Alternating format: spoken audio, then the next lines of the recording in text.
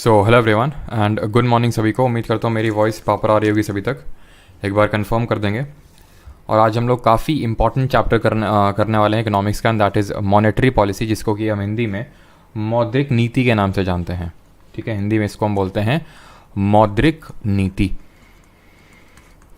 ठीक, सभी को गुड मॉर्निंग। पहले एक बार ये कंफर्म कर दीजिए कि वॉइस सारी चीज़ें प्रॉपर है नहीं। ठीक, गुड मॉर्निंग सभी को। कुसुम, रहना खातून, प्रभात, सुमित, विकी, गौरव। चलिए तो स्टार्ट करते हैं आज का चैप्टर। ठीक है, बहुत बेसिक सा क्वेश्चन है आपसे। ये बताइए, बैंक, ये एक बैंक है, ये प्रॉफिट कैसे कमाती है बताओ ज़रा। सिंपल सा क्वेश्चन है। ये बैंक है, बैंक में बैंक के फॉर्म्स निकलते हैं, बैंक में लोग काम करते हैं, बैंक मैनेजर होता है, क्लर्क होता है, ठीक है, पीवन होता है, इतने सारे लोग होते हैं। ठीक है, तो इन सब की सैलरी कहाँ से मिलती है बैंक को? एसी लगा हुआ है बैंक में, कहाँ से खर्चे आ रहे हैं, कहाँ से खर्चे निकल रहे हैं सारे बैंक के? ये क्वेश्चन है बस मेरा। ये चीज़ अगर आप समझ गए तब पूरा चैप्टर समझ जाएंगे बिल्कुल। अगर ये चीज़ समझ गए तो सारी चीज़ें आपस में लिंक्ड है। ये पता है कैसे पैसे कमाता है? आप में से कुछ लोग बोलेंगे कि सर जैसे जो हम लोग पैसा डिपॉजिट करते हैं ना, या फिर जो हम लोग इनसे लोन लेते हैं ना, जब हम इनसे लोन लेने जाते हैं तो ये जो हमसे इंटरेस्ट रेट चार्ज करते हैं उससे पैसा कमाते हैं। ये एक आधी अधूरी बात हो गई। मैं आपसे बोलता हूँ, ये हैं हमारे मुन्नू भैया। ठीक है, ये हैं मुन्नू भैया। ठीक, ये हैं छुन्नू भैया। मुन्नू भैया जब पैसा जमा करवाने जाएंगे बैंक में, अपना पैसा रखेंगे, मान लेते हैं एसबीआई एटीएम है, लंच वाली, ठीक है, मतलब एसबीआई ये बैंक है। तो ये मुन्नू भैया ने यहाँ पे पैसा अपना जमा करवाया, इन्होंने बैंक खाता खुलवाया और अपने यहाँ पे पैसा जमा करवा दिए। ठीक, बैंक ने बोला मुन्नू जी आप पैसा हमारे पास रखिए, हम आपको इसमें 5% ब्याज देंगे। छुन्नू जी लोन लेने आए, छुन्नू जी से एसबीआई ने बोला, यही पैसा घुमा दिया कि जो मुन्नू जी ने मान लेते हैं 1000 रुपये दिया या फिर 10,000 रुपये दिया, छुन्नू जी को 10,000 रुपये की ज़रूरत थी। पूरी दुनिया इसी चीज़ पे चल रही है, किसी के पास ज़्यादा है किसी के पास कम है ना।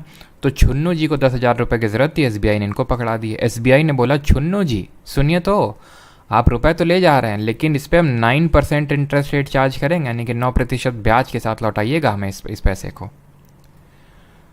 मार्जिन आपने देखा 4% का। ये मैं बस एग्जाम्पल के लिए आपको बता रहा हूँ। ये है बैंक का प्रॉफिट, ये है बैंक का प्रॉफिट। यहीं से बस बैंक अपने सारे खर्चे निकाल रहा है। ठीक, मुन्नू भैया अपने पैसे यहाँ पे 2 तरह से जमा करवा सकते हैं, उस बात को छोड़ दीजिए अभी। लेकिन अब यहाँ से तो बैंक कमा रहा है प्रॉफिट। यहाँ पे मैंने तुम्हें बोला मुन्नू जी ने 10,000 रुपये दिए और छुन्नू जी को उन्होंने बैंक ने दे दिया 10,000 रुपये। छुन्नू जी के पास 10,000 रुपये पहुँच गया। मुन्नू जी को कल याद आया कि उनकी मुन्नी जी बोल रही थी कि हमारे लिए जो है एक नया सोफ़ा सेट मंगवाइए घर में। ठीक, उस सोफ़ा सेट की कीमत मान लेते हैं कि कितनी भी है। तो एसबीआई से इन्होंने मुन्नू जी ने बोला कि देखिए जी हमारे पैसे दीजिए, मुन्नी जी हमारी बोल रही हैं कि हमें सोफ़ा सेट चाहिए, अब उनकी बात तो हम टाल सकते नहीं है, तो पैसा दीजिए हमारा। एसबीआई बोलता है मतलब? तो मुन्नू जी बोलता है मतलब क्या, पैसा दो हमारा, पैसा दिए थे ना तुम्हें कल, याद है ना? तो बोलता है याद तो है लेकिन वो तो हम छुन्नी जी को दे दिया, अभी तो हमारे पास पैसा नहीं है। तो मुन्नू जी भड़क जाएंगे। मुन्नू जी भड़केंगे, सिर्फ मुन्नू जी का तो पैसा जमा है नहीं एसबीआई में, ऐसे बहुत सारे टुन्नू लुन्नू सब बहुत सारे लोग हैं। तो वो मान लेते हैं, उनको भी उन तक तो बात पहुंचेगी ही। फॉर एग्जांपल वहीं पे कुछ लोग खड़े हुए मुन्नू जी के साथ में ही, जो बैंक में आए हुए हैं किसी काम से, तो उन्होंने जब ये सुना कि बैंक में पैसा नहीं, उनका भी बैंक में पैसा डिपॉजिट हो, तो वो भी मांगने लगेंगे। धीरे धीरे बात फैलेगी, बाकी लोग आ जाएंगे कि भाई हमारा पैसा दो। ठीक है, इंडिया में तो र्यूमर्स कितनी तेज़ी से स्प्रेड होते हैं तो बताने की ज़रूरत है नहीं। ठीक है, तो अब होगा क्या इससे? इससे ये हो सकता है कि बैंक जो है दिवालिया हो सकता है, बैंकिंग सिस्टम से विश्वास उठ सकता है लोगों का। एसबीआई ने अगर ईमान लेते हैं हरकत कर दी तो लोग एसबीआई से अब किनारा करना चाहेंगे कि भाई इनके पास तो पैसा ही नहीं रहता जब हम मांगने जाते हैं। तो सर आप बताना क्या चाह रहे हैं इन सब मुन्नू छुन्नू एग्जाम्पल्स? हम तुम्हें ये बताना चाह रहे हैं कि इसलिए बैंक ऑफ बैंक्स आता है। याद है कल आरबीआई 1 अप्रैल 1934 के आरबीआई एक्ट से सेटअप हुआ था, है ना? कौन सा कमीशन था जिसके रिकमेंडेशन पे ये सेटअप हुआ था? 1926 में वो बना था। जरा कमेंट बताइए। ये बैंक ऑफ बैंक्स मैंने कल बताया था, ये लेंडर ऑफ लास्ट रिसॉर्ट जो मैंने कल बताया था, ये क्या करता है, बैंकिंग सिस्टम को रेगुलेट करता है, कल बताया था। इसकी जिम्मेदारी बनती है कि इन डिपॉजिटर्स का पैसे को सुरक्षित रखे और बैंकिंग सिस्टम में एक होल्ड बना के रखे, ताकि बैंकिंग सिस्टम से जो फेथ है वो इरोड ना हो। तो इसने बोला बैंक्स को, सुनो बेटा, अपने एनडीटीएल का सर्टेन परसेंटेज तुम हमारे पास जमा कर दो। मुन्नू छुन्नू जैसे लोग जो एकदम से आ जाते हैं, अगर उनको कभी ज़रूरत पड़ गई तो ये पैसा उठा के उनको दे देना। बैंक ने बोला तो हम अपने पास रख लें, तो उसने बोला नहीं बेटा, ना ना ना, तुम पे मैं यकीन नहीं है, हमारे पास आके ये पैसे को जमा करवाओ। बात ये आती है, और पहली बात इसी को बोलते हैं CRR SLR। सर ये क्या होता है अभी बताते हैं, लेकिन उससे पहले तो सर ये बताइए NDTL क्या लिख दिए। NDTL होता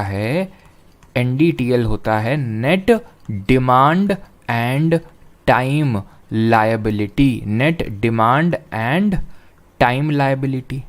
सर लायबिलिटी क्या होती है, इतने भी बेटा भोले मत बनो, सब इतना तो पढ़ ही चुके हो हैं। लायबिलिटी का मतलब होता है जो देनदारियां होती हैं। दो तरह की चीज़ें तुम्हें पढ़ाए थे, एसेट्स पढ़ाए थे, याद है, एसेट्स जिसको बोलते हैं संपत्ति, ठीक है, और कुछ होती हैं लायबिलिटी जिनको देनदारियां बोलते हैं, ठीक है, देनदारियां। जैसे फॉर एग्जांपल मैंने आपको बताया था, मेरे पास लैपटॉप है, मेरा एसेट है, मैंने कोई लोन ले रखा है, मेरा लायबिलिटी है। उसी तरह हमारा जो बैंक होता है उसके कुछ एसेट्स होते हैं और कुछ लायबिलिटीज़ होती हैं, और ये सारी चीज़ वो बैलेंस शीट से हमें पता चलता है, किसी बैंक की बैलेंस शीट से। अब यहाँ पे देखते हैं बैंक का एसेट क्या होगा और उसकी लायबिलिटी क्या होगी, ठीक। अब यहाँ पे मैं तुम्हें एक एग्जांपल देता हूँ, एग्जाम्पल वो मैं तुम्हें दे चुका हूँ। मुन्नू जी ने, पहले देख लेता हूँ सारी चीज़ें प्रॉपर हैं कि नहीं, ऐसा तो नहीं मैं मुन्नू छुन्नू किए जा रहा हूँ और सब सुन्नू सुन्नू हो रहा है वहाँ पे। यंग हिल्टन कमीशन है बिल्कुल, ठीक है। क्यों बंद किया PYQs, इसलिए बंद किया क्योंकि बारिश बहुत हो रही है हमारे यहाँ पे, इसलिए जैसे ही बारिश रुकेगी चालू हो जाएगी, ठीक। तो देखो यहाँ पे हुआ क्या, मुन्नू जी ने ये पैसा दिया 10,000 रुपये बैंक को, तो ये बैंक की क्या हुई, लायबिलिटी, देनदारी। क्यों, क्योंकि मुन्नू जी को देना है वापस, तो ये उसकी देनदारी हुई। छुन्नू जी को जो इसने पैसा घुमाया जिस पे इसको ब्याज मिल रहा है वो इसका होगा एसेट। किसी को कोई दिक्कत नहीं होगी समझने में, बस जो इसके इन्वेस्टमेंट होंगे, जो इसने लोन गिवन टू पब्लिक, जो लोन दे रखा है पब्लिक को, वो उसका एसेट होगा। क्यों, क्योंकि उस पर उसको ब्याज मिलेगा। जिस चीज़ से भी किसी को प्रॉफिट होता है वो उसका एसेट होता है।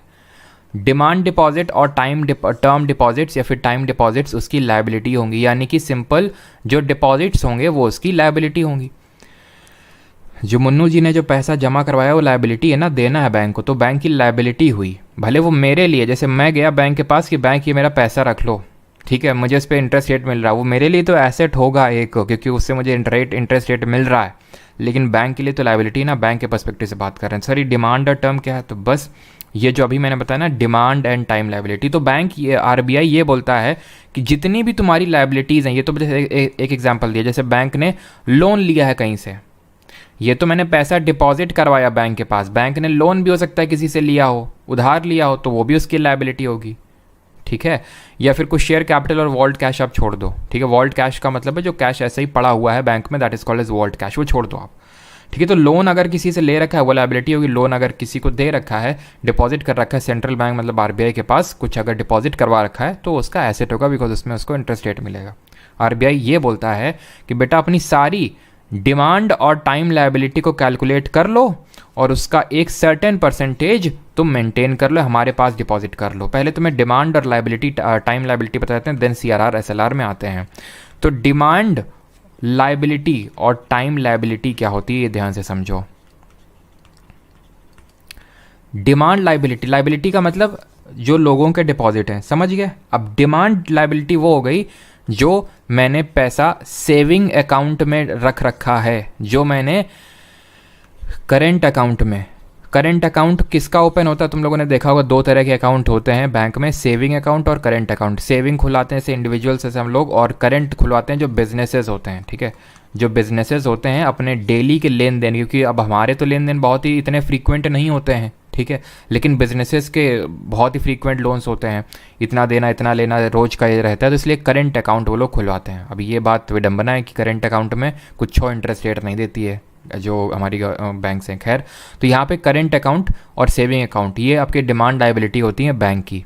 कुछ टाइम लायबिलिटी होती है, मतलब कुछ डिपॉजिट ऐसे होते हैं जो हम लोग करते हैं जो एक फिक्स्ड पीरियड में मेच्योर होते हैं जाके। जैसे आपने ज़रूर नाम सुना होगा फिक्स्ड डिपॉजिट, एफडी सुना है आपने? एफडी वही है फिक्स्ड डिपॉजिट। ये क्या होता है, एक पर्टिकुलर पीरियड के लिए होता है, 4 साल 5 साल के लिए, कि इतने साल बाद मेच्योर होगी। उससे पहले अगर वो कराओगे तो तोड़वाओगे अगर, तो तुम्हारी मतलब कि ये है कि अगर उसको पहले तोड़ाओगे तो तुम पे इंटरेस्ट रेट सर्टेन एक वो पड़ेगा, पेनल्टी पड़ेगी। तो एक तरह से ये जो डिपॉजिट है एक सर्टेन टाइम में मेच्योर होते हैं। लेकिन जो मेरा बैंक में से सेविंग डिपॉजिट में जो पैसा पड़ा हुआ, तो कभी भी एटीएम से जाके निकाल सकता हूँ।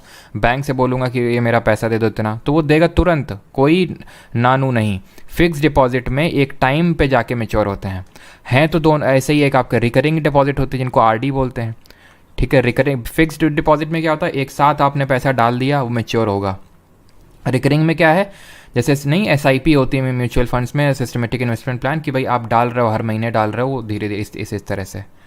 तो हैं तो दोनों ही लायबिलिटी। ये क्या है, डिमांड पड़ने पे, यानी ऑन डिमांड, मेरी ऑन डिमांड बैंक को देना पड़ेगा, ये एक टाइम पे मेच्योर होंगी। तो बैंक, आरबीआई ने ये बोला बैंक को, जितने भी तुम्हारी डिमांड और टाइम लायबिलिटी है ना, जितना भी लोगों का पैसा पड़ा हुआ है, इसका सर्टेन परसेंटेज, जैसे कि फॉर एग्जांपल अगर तुम्हारे पास 100 करोड़ आ रहा है, 100 करोड़ आ रहा है, तो उसने ये बोल रखा है कि आप, जैसे अभी करंट में अगर मैं बात करूं, CRR का रेट है 4.5%, तो उसको बोलता है कि भाई तकरीबन 4.5 करोड़ रुपए अपने हमारे पास डिपॉजिट करो। भाई CRR SLR है क्या, वो समझ लेते हैं।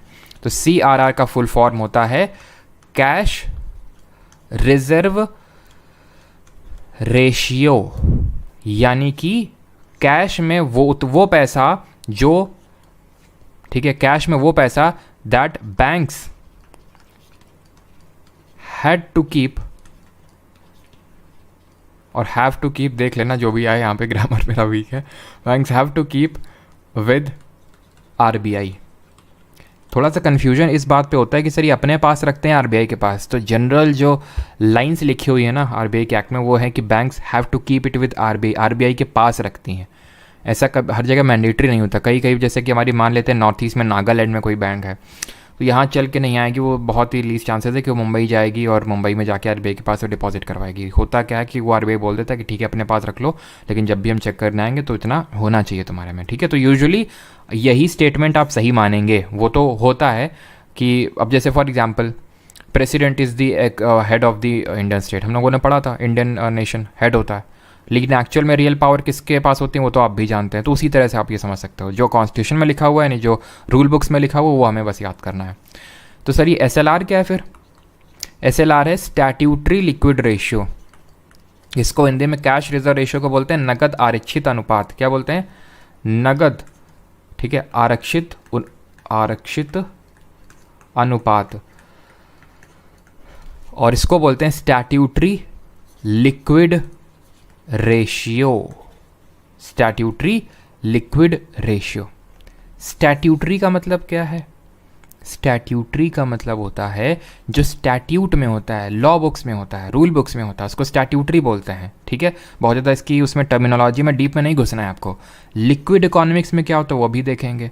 CRR SLR में डिफरेंस समझ लीजिए। ये क्या है, ऊपर CRR क्या था, banks have to keep with RBI, banks have to keep with themselves, bank have to keep with themselves, खुद के पास रखना होता है। सर क्या कैश, मतलब ये कैश आरबीआई के पास और ये कैश खुद के पास नहीं। ध्यान से अब दूसरा डिफरेंस समझो, नाम में ही कैश है, यानी ये कैश के फॉर्म में ही आरबीआई के पास रखना होगा। ये कैश के फॉर्म में, गोल्ड के फॉर्म में, जीसेक के फॉर्म में। What is this G-sec? G-sec है गवर्नमेंट सिक्योरिटी। क्या है ये? गवर्नमेंट सिक्योरिटी है ये। इस फॉर्म में रख सकता है। अब इस फॉर्म में रख सकता है, दैट मीन गोल्ड अगर मान ले इस फॉर्म में रखा एसबीआई ने अपने पास, गोल्ड का प्राइस आगे बढ़ेगा तो इसको तो प्रॉफिट हो जाएगा, इसमें बिल्कुल होगा। गवर्नमेंट सिक्योरिटी में भी उसको प्रॉफिट होगा, बिल्कुल होगा। तो CRR में कोई प्रॉफिट नहीं होता है, नो प्रॉफिट। नो प्रॉफिट मतलब नो इंटरेस्ट रेट, कोई इंटरेस्ट रेट नहीं मिलता है। आरबीआई के पास पैसा जमा करवाने जाते हैं, आरबीआई नहीं बोलता है कि हमारे पास करवा दो, हम तुमको इतना रेट दे, इतना इंटरेस्ट रेट से दे देंगे। नहीं, वो तुम्हारा काम है, वो डिपॉजिट करो। क्यों डिपॉजिट करने के लिए बोला, अभी बताया मैंने। नहीं तो फिर इस तरह से बैंकिंग सिस्टम से फेथ इरोड हो सकता है अगर मुन्नू जी हमारे पैसा एकदम से लेने पहुंच गए तो। एसएलआर में इंटरेस्ट रेट मिलता है, इंटरेस्ट रेट मिलता है यानी प्रॉफिट होता है। कैसे? अब मैंने बैंक्स को बोला कि तुम कैश गोल्ड जीसेक के फॉर्म में रख सकते हो। बैंक पागल थोड़ी ना जो कैश के फॉर्म में रखेगा, उसको इंटरेस्ट रेट कुछ मिलेगा क्या? कैश में नहीं मिलेगा, गोल्ड में मिलेगा, जीसेक में मिलेगा, तो यूजुअली वो इसी फॉर्म में रखता है। Is that clear? यहाँ तक चीज़ क्लियर हुई कि नहीं, ये पहले बताइए मुझे। देन मैं आता हूँ कि लिक्विडिटी क्या होती है बैंक में। लिक्विडिटी फिर वाले कॉन्सेप्ट पे आते हैं। गवर्नमेंट सिक्योरिटी एक तरह की आप ऐसे बॉन्ड समझ सकते हो। अभी आई थिंक पता नहीं डाउट पूछा है या फिर क्या है, हो सकता है आप आगे पूछो तो मैं बता दूं। गवर्नमेंट सिक्योरिटी एक तरह के बॉन्ड होते हैं जिसके अवज में आपको एक मतलब पैसा मिल जाता है। ठीक है, clear? Okay sir, Harshad Mehta explain कर दो। क्यों नहीं, हर्षद मेहता स्कैम के लिए यहाँ पे पहले ये समझो जो एग्ज़ाम में आएगा। ठीक है, ट्रेजरी बिल बिल्कुल वो भी देखेंगे। चलो क्लियर है, ओके ठीक। अब मैं पहले आपको लिक्विडिटी समझा देता हूँ। What is liquidity? लिक्विड जो है ना, ये आप आगे एक अब कल के लेक्चर में भी देखोगे, उससे आगे भी देखोगे, बहुत जगह देखोगे। तो लिक्विडिटी का मतलब समझो होता क्या है।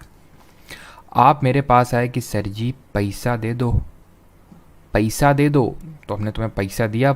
हज़ार मतलब हज़ार के नहीं तो 100 के या फिर 500 के नोट मैंने आपको निकाल के दिया।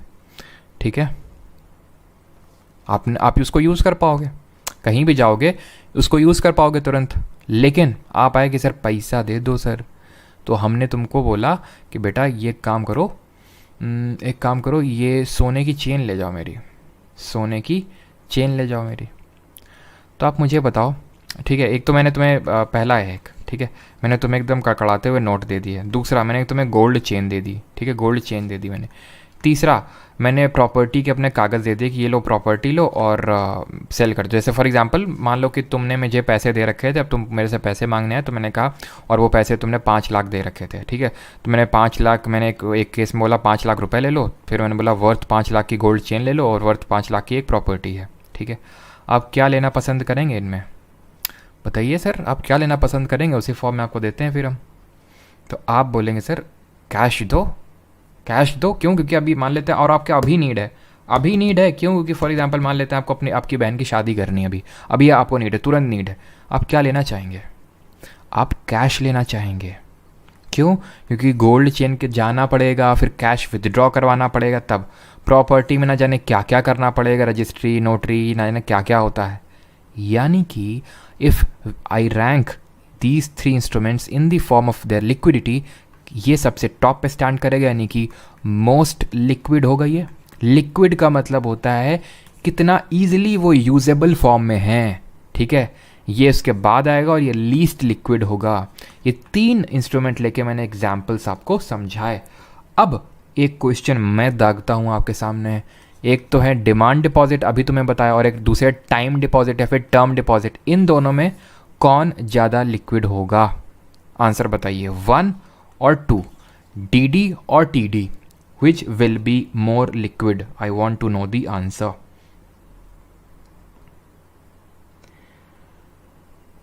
चेक दे दो। अच्छा चेक, तो चेक भी आप बीच में ही रखेंगे। कैश से ज़्यादा तो कोई चीज़ लिक्विड हो ही नहीं सकती है। दूसरे नंबर पे मैं चेक रख देता हूँ। तीसरा आपका, अगर चेक आप बोलोगे ना, तो चेक दूसरे पे आ जाएगी, तीसरे पे गोल्ड चेन और चौथे पे प्रॉपर्टी आ जाएगी। DD सबका सही आंसर है, बिल्कुल सही, सबने सही आंसर दिया है। क्यों? क्योंकि जब चाहो तब पैसा मिलेगा, इसमें तुरंत पैसा नहीं मिलेगा। ये जब हम मॉनेटरी एग्रीगेट्स पढ़ेंगे ना, M0, M1, M2, M3, M4, तब हमें ये और फिर से ये चीज़ आएगी। तो अभी आप समझिए इसको। Back to the core topic, CRR SLR। ठीक, अब तुम मुझे ये बताओ, मैंने तुम्हें इन्फ्लेशन के बारे में पढ़ाया था, मुद्रास्फीति। इसमें क्या होता है? इसमें ये होता है कि मार्केट में बहुत ज़्यादा पैसा घूम रहा है, यही तो होता है।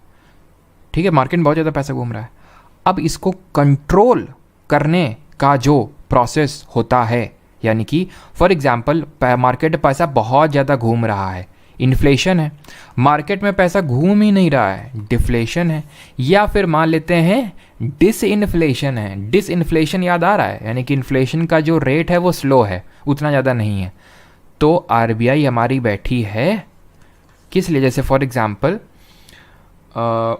सब्जी आप बनाए, ठीक है, सब्जी आप बनाए, सब्जी में अगर नमक बिल्कुल ना हो या फिर बहुत ही कम हो तो भी सब्जी अच्छी नहीं लगेगी। सब्जी में नमक बहुत ज़्यादा हो तो भी सब्जी अच्छी नहीं लगेगी। यानी कि एक प्रॉपर अमाउंट का नमक होना चाहिए। और ये नमक चेक करने का काम आरबीआई का है। वो ये चेक करता है कि एक सर्टेन रेट ऑफ इन्फ्लेशन होना चाहिए।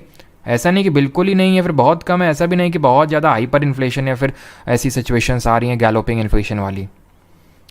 होना चाहिए थोड़ा बहुत। क्यों? क्योंकि इन्फ्लेशन, याद करिए, इन्फ्लेशन मतलब थोड़ी बहुत इकोनॉमी में पैसा घूम रहा है, यानी ग्रोथ हो रही है, यानी कि अनएम्प्लॉयमेंट घट रहा है या फिर लोगों को एम्प्लॉयमेंट मिल रहा है।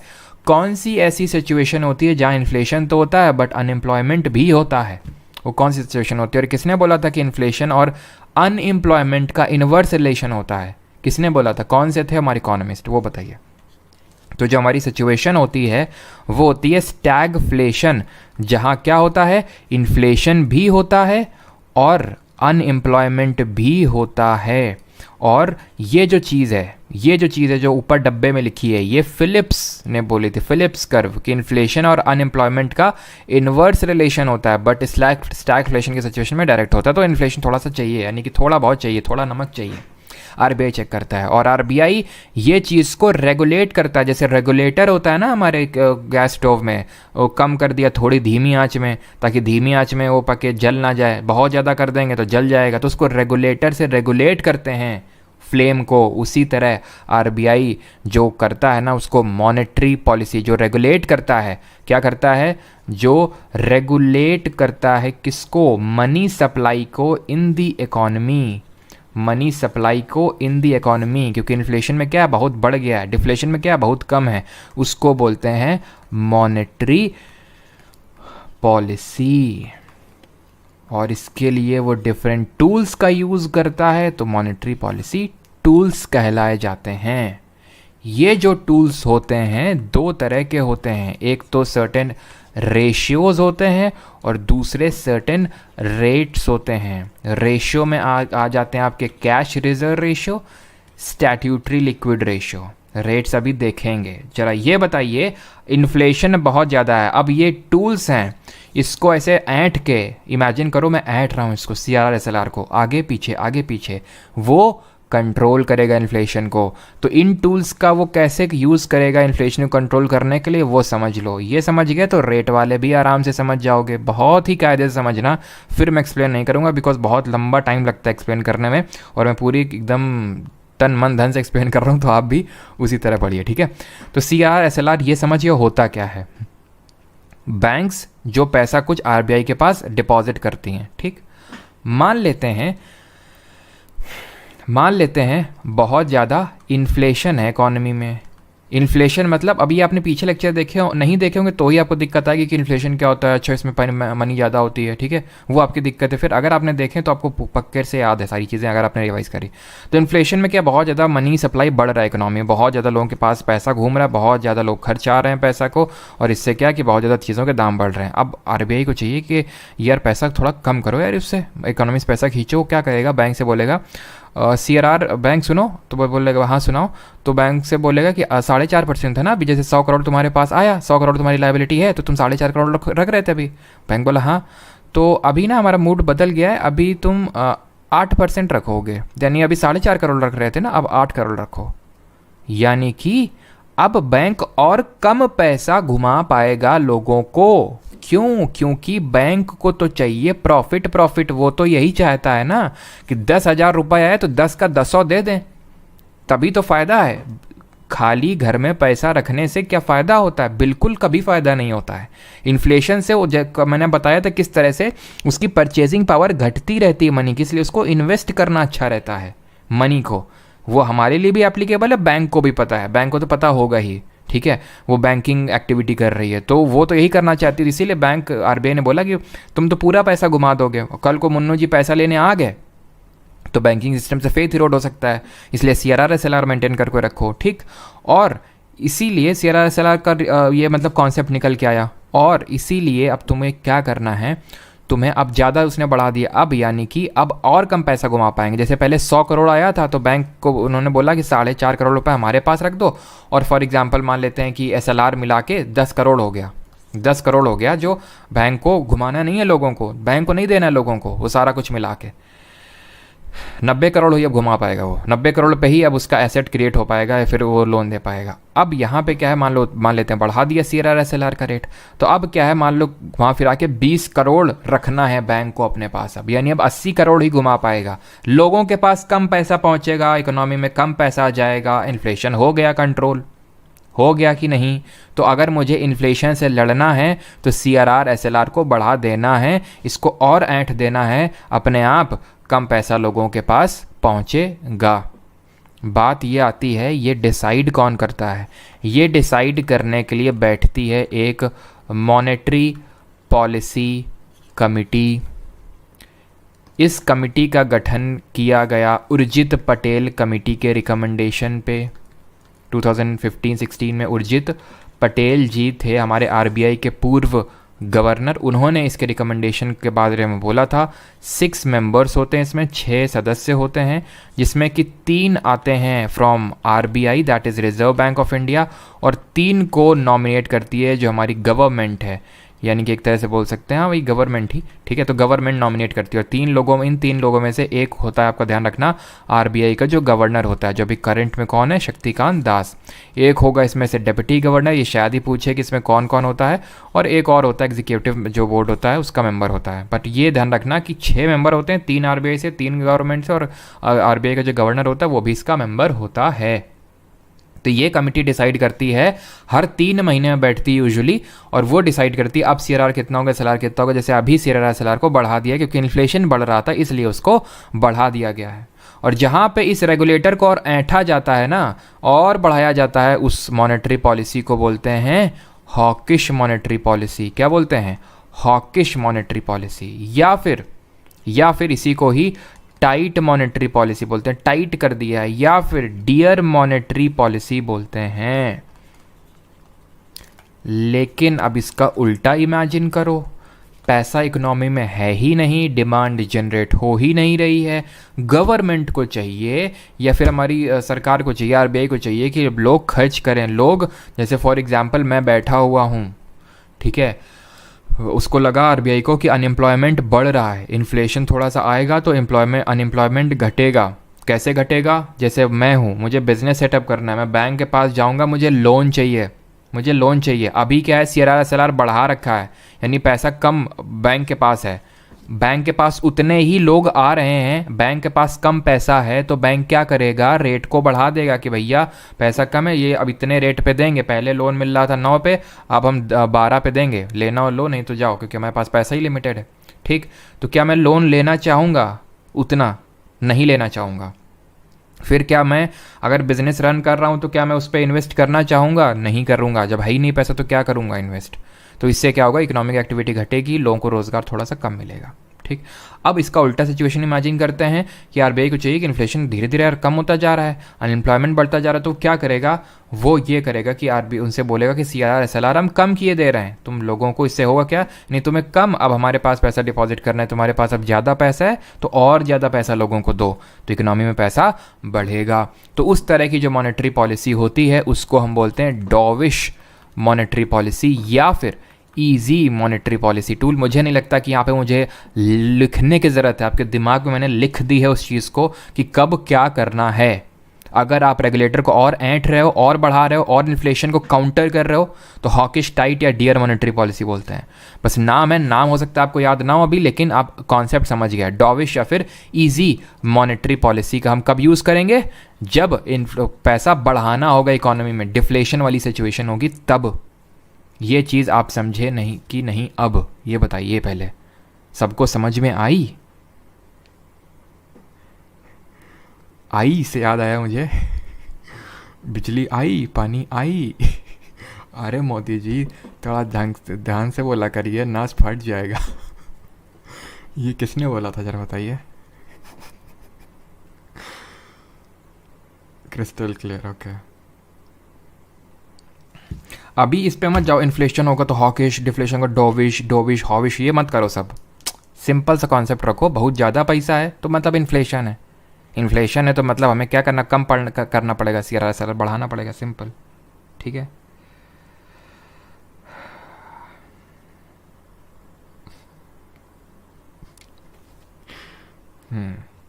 लालू जी के हमारे स्टेटमेंट तो आजकल राहुल गांधी के साथ डिनर कर रहे हैं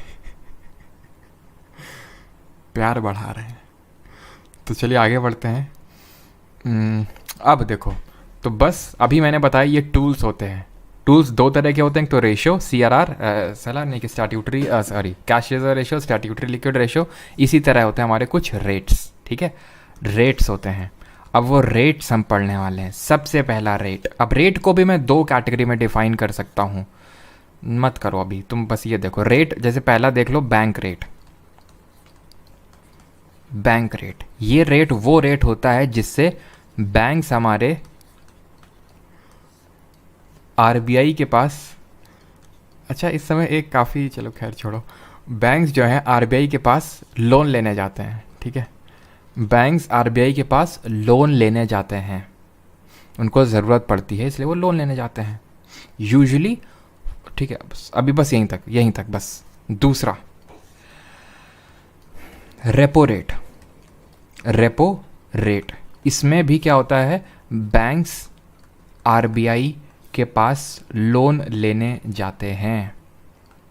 बात ये आती है कि दोनों ये तो सेम हो गए, अंतर क्या है फिर? अंतर ये है कि बैंक रेट में लॉन्ग टर्म के लिए लोन लिए जाते हैं।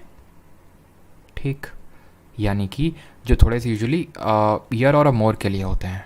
ठीक है, इसमें नो कोलेट्रल, कुछ भी कोलेट्रल नहीं रखना होता। अब ये मत पूछना सर कोलेट्रल क्या होता है, तो 3 बार को पहले ही बता चुका हूँ, कल भी बताया था और उससे पहले भी, कि गिरवी, कुछ भी बैंक्स को गिरवी नहीं रखना होता। जैसे हम बैंक के पास लोन लेने जाएं, कल मैंने बताया था आपको, बैंक्स दो तरह की होती हैं, एक तो कमर्शियल और दूसरी जो कोऑपरेटिव है।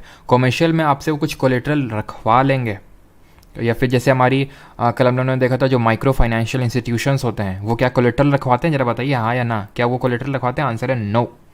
ठीक है, तो यहाँ पे क्या, जैसे SBI के पास लोन लेने जाऊँगा तो वो बोलेंगे कुछ गिरवी रखो, जैसे कि अगर तुम्हें 10 लाख का लोन लेना है तो 15 लाख की कोई चीज़ गिरवी रखो तब देंगे। ठीक है, और ऐसे ही ये होते हैं कोलेट्रल। ऐसे ही जो हमारी RBI है वो बैंक से बोलती है कोलेट्रल रखो। रेपो रेट में क्या होता है, ये शॉर्ट टर्म के लिए होता है और इसमें कोलेट्रल रखवाया जाता है, ये ध्यान रखिएगा।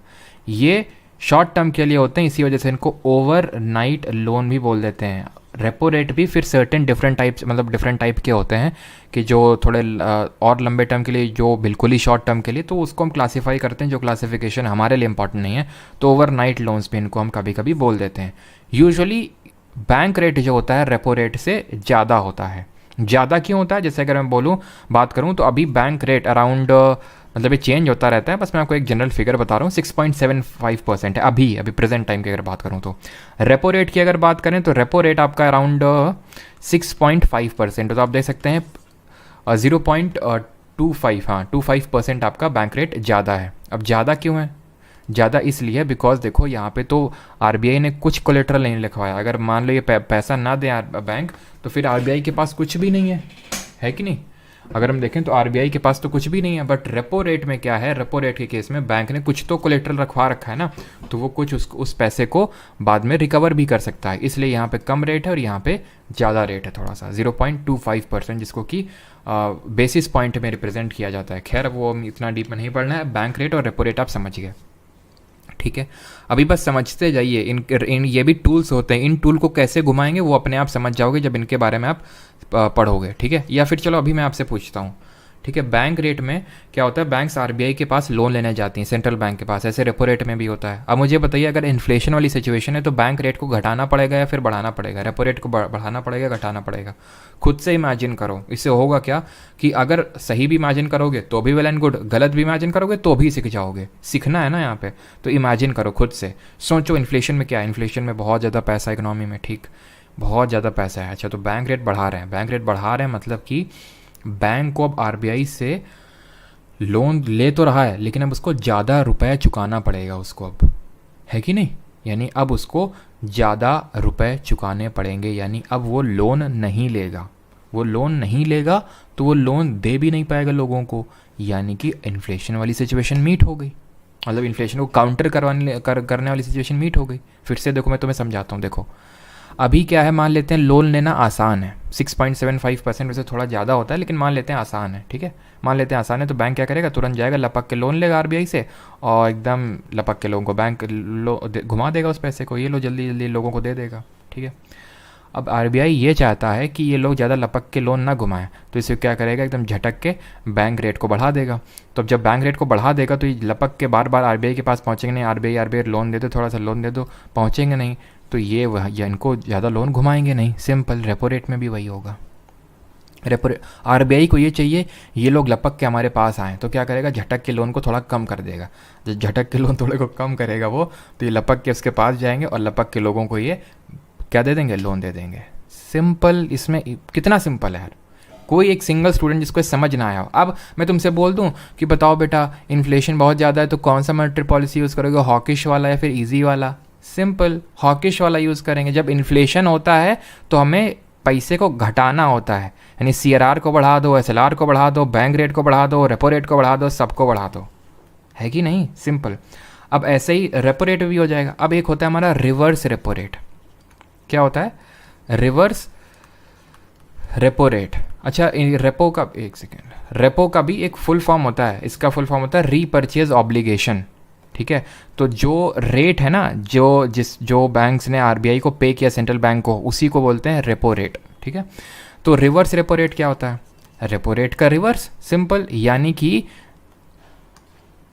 आरबीआई अभी क्या ले, रेपो रेट में बैंक पैसा ले रहे थे, था यही आरबीआई से। अब आरबीआई बैंक्स के पास जाएगा कि हमें पैसा दे दो। बात यह आती है, ऐसा कैसे हो सकता है कि आज देने वाला ही लेने वाला बन गया, विधि का विधान बदल गया? ऐसा नहीं होता है, विधि का विधान नहीं बदलता, देने वाला रहता है, लेने वाला लेने वाला रहता है।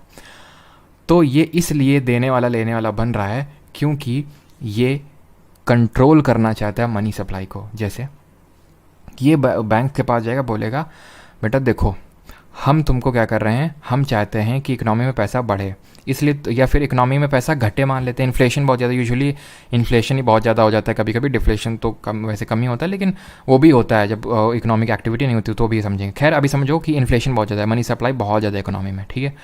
तो आरबीआई बैंक से बोलेगा, बैंक एक काम करो, पैसा हमको दे दो, इधर सुनो, पैसा हमको दे दो तुम लोग, ठीक है, पैसा हमको दे दो, ठीक है, और कुछ हम तुम पे मतलब जो हम तुमको पैसा लौटा के देंगे और इतने सर्टेन इंटरेस्ट रेट में देंगे। फॉर एग्जांपल मान लेते हैं बैंक 8% पे घुमा रहा है, आरबीआई ने बोला हम तुमको 8.5% देंगे। बैंक अब तुमको लोन देगा या आरबीआई को देगा, बताओ?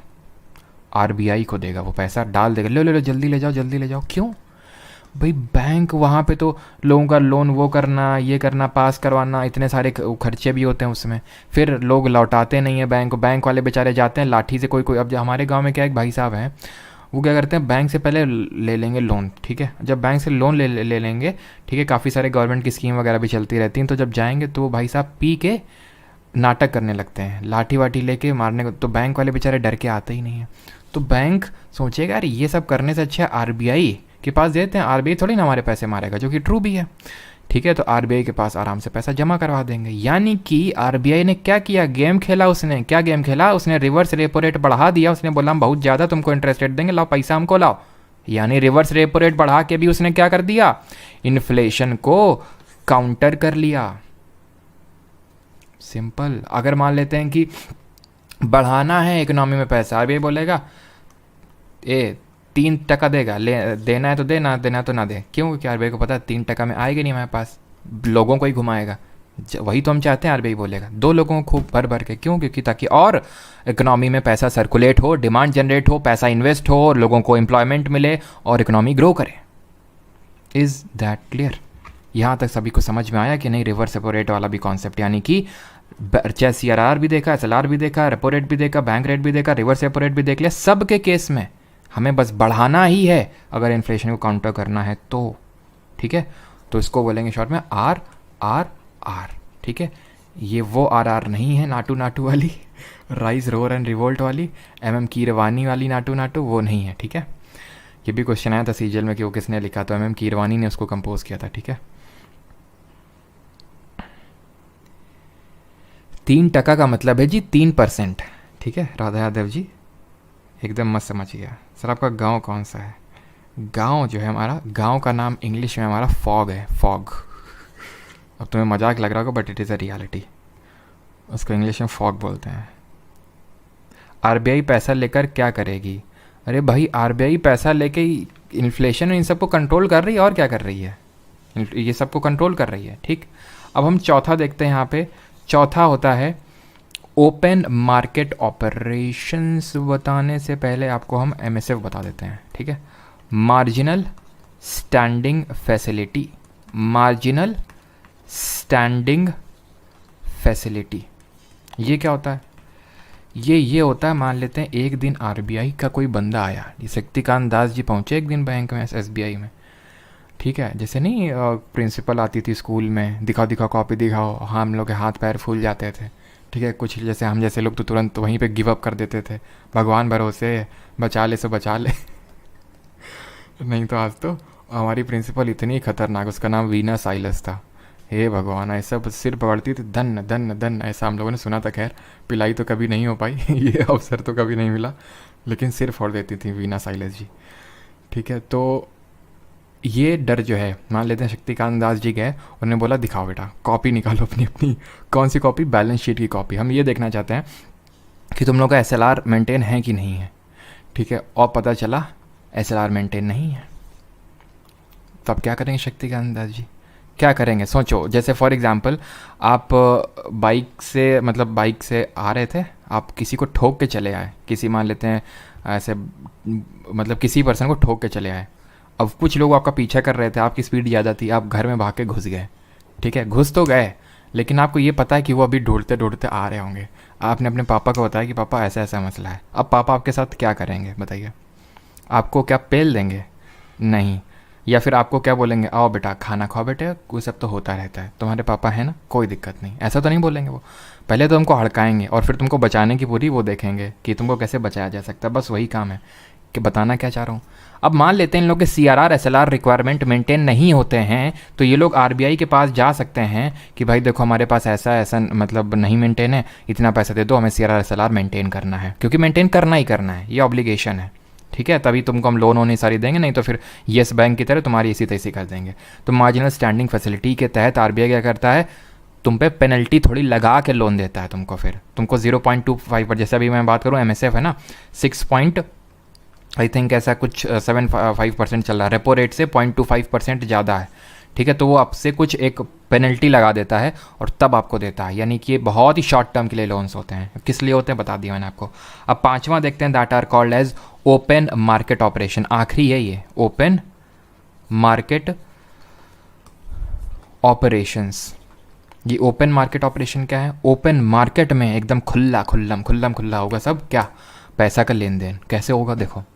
इसमें होता ये है, गवर्नमेंट सिक्योरिटी जो होती हैं, ठीक है, गवर्नमेंट सिक्योरिटी की सेलिंग एंड बाइंग होती है, सेलिंग एंड बाइंग होती है। गवर्नमेंट सिक्योरिटी या तो सेल की जाती हैं या बाई की जाती हैं। ऑलवेज रिमेंबर, कम ऑन, ध्यान रखो, फ़ोन में ज़रा अपनी एकदम पॉइंट एकदम बहुत भयंकर फोकस करो। भी जरा अपने फ़ोन पे इधर उधर के डिस्ट्रैक्शन को ख़त्म करो। एक पॉइंट मैं बोल रहा हूँ आपको, ध्यान से सुनो इसको। मैं आपसे बोल रहा हूँ ये गवर्नमेंट सिक्योरिटी है, ठीक है, ये गवर्नमेंट सिक्योरिटी है, ये GSEC है, ठीक है, शॉर्ट में लिख रहा हूँ। जब भी GSEC दिया जाता है गवर्नमेंट सिक्योरिटी, तो उसके एवज में पैसा लिया जाता है, ठीक है। जब भी गवर्नमेंट सिक्योरिटी अगर मैं किसी को दे रहा हूँ, ऐसे इमेजिन करो, अगर गवर्नमेंट सिक्योरिटी अगर किसी को दी जाती है तो पैसा लिया जाता है। अगर गवर्नमेंट सिक्योरिटी ली जाती है तो पैसा दिया जाता है, यानी गवर्नमेंट सिक्योरिटी का लेन देन पैसे के साथ होता है। तो अगर मैं बोलता हूँ ये GSEC को, अगर मान लेते हैं, मैं आपसे ये नहीं बोल रहा हूँ, मैं आपसे एक क्वेश्चन पूछता हूँ, मैं आपसे ये सवाल पूछ रहा हूँ कि अगर मुझे इन्फ्लेशन को काउंटर करना है, इन्फ्लेशन को काउंटर करना है, तो RBI को गवर्नमेंट सिक्योरिटी को सेल करना चाहिए या बाई करना चाहिए, ये बता दीजिए। और गवर्नमेंट सिक्योरिटी यूजुअली, चलो पहले ये तो बताओ, गवर्नमेंट सिक्योरिटी को सेल करना चाहिए या बाई करना चाहिए? हमारी आरबीआई को, बताइए। फिर ओपन मार्केट में लोगों के लिए खुला एकदम वो डाल दिया कि गवर्नमेंट सिक्योरिटी मिल रही है भाई, ये गवर्नमेंट सिक्योरिटी ले लो, या फिर बैंक को बोल दिया या फिर जनरल पब्लिक को बोल दिया गवर्नमेंट सिक्योरिटी। इन्फ्लेशन बहुत ज़्यादा है, पैसा बहुत ज़्यादा है। पैसा अगर बहुत ज़्यादा है तो मतलब पैसे को खींचना है, पैसे को खींचना है तो मतलब पैसा लेना है। अगर पैसा लेना है तो गवर्नमेंट सिक्योरिटी देनी पड़ेगी, यानी you need to sell G sec. अब मैं तुमसे बोल दूं कि इन्फ्लेशन थोड़ा सा और बढ़ाना है, डिफ्लेशन को काउंटर करना है, बाई कर लो गवर्नमेंट सिक्योरिटी लाओ, गवर्नमेंट सिक्योरिटी लाओ। अगर मैं गवर्नमेंट सिक्योरिटी ले रहा हूँ तो तुमको पैसे दूंगा, इकोनॉमी में डिमांड बढ़ाऊंगा। फिर सिंपल, समझ में आया सभी को? ओपन मार्केट, क्योंकि इस पर क्वेश्चन आया है, लोग कंफ्यूज हो जाते हैं इसमें कि भाई सेल करना था कि बाई करना था, हम तो भूल गए।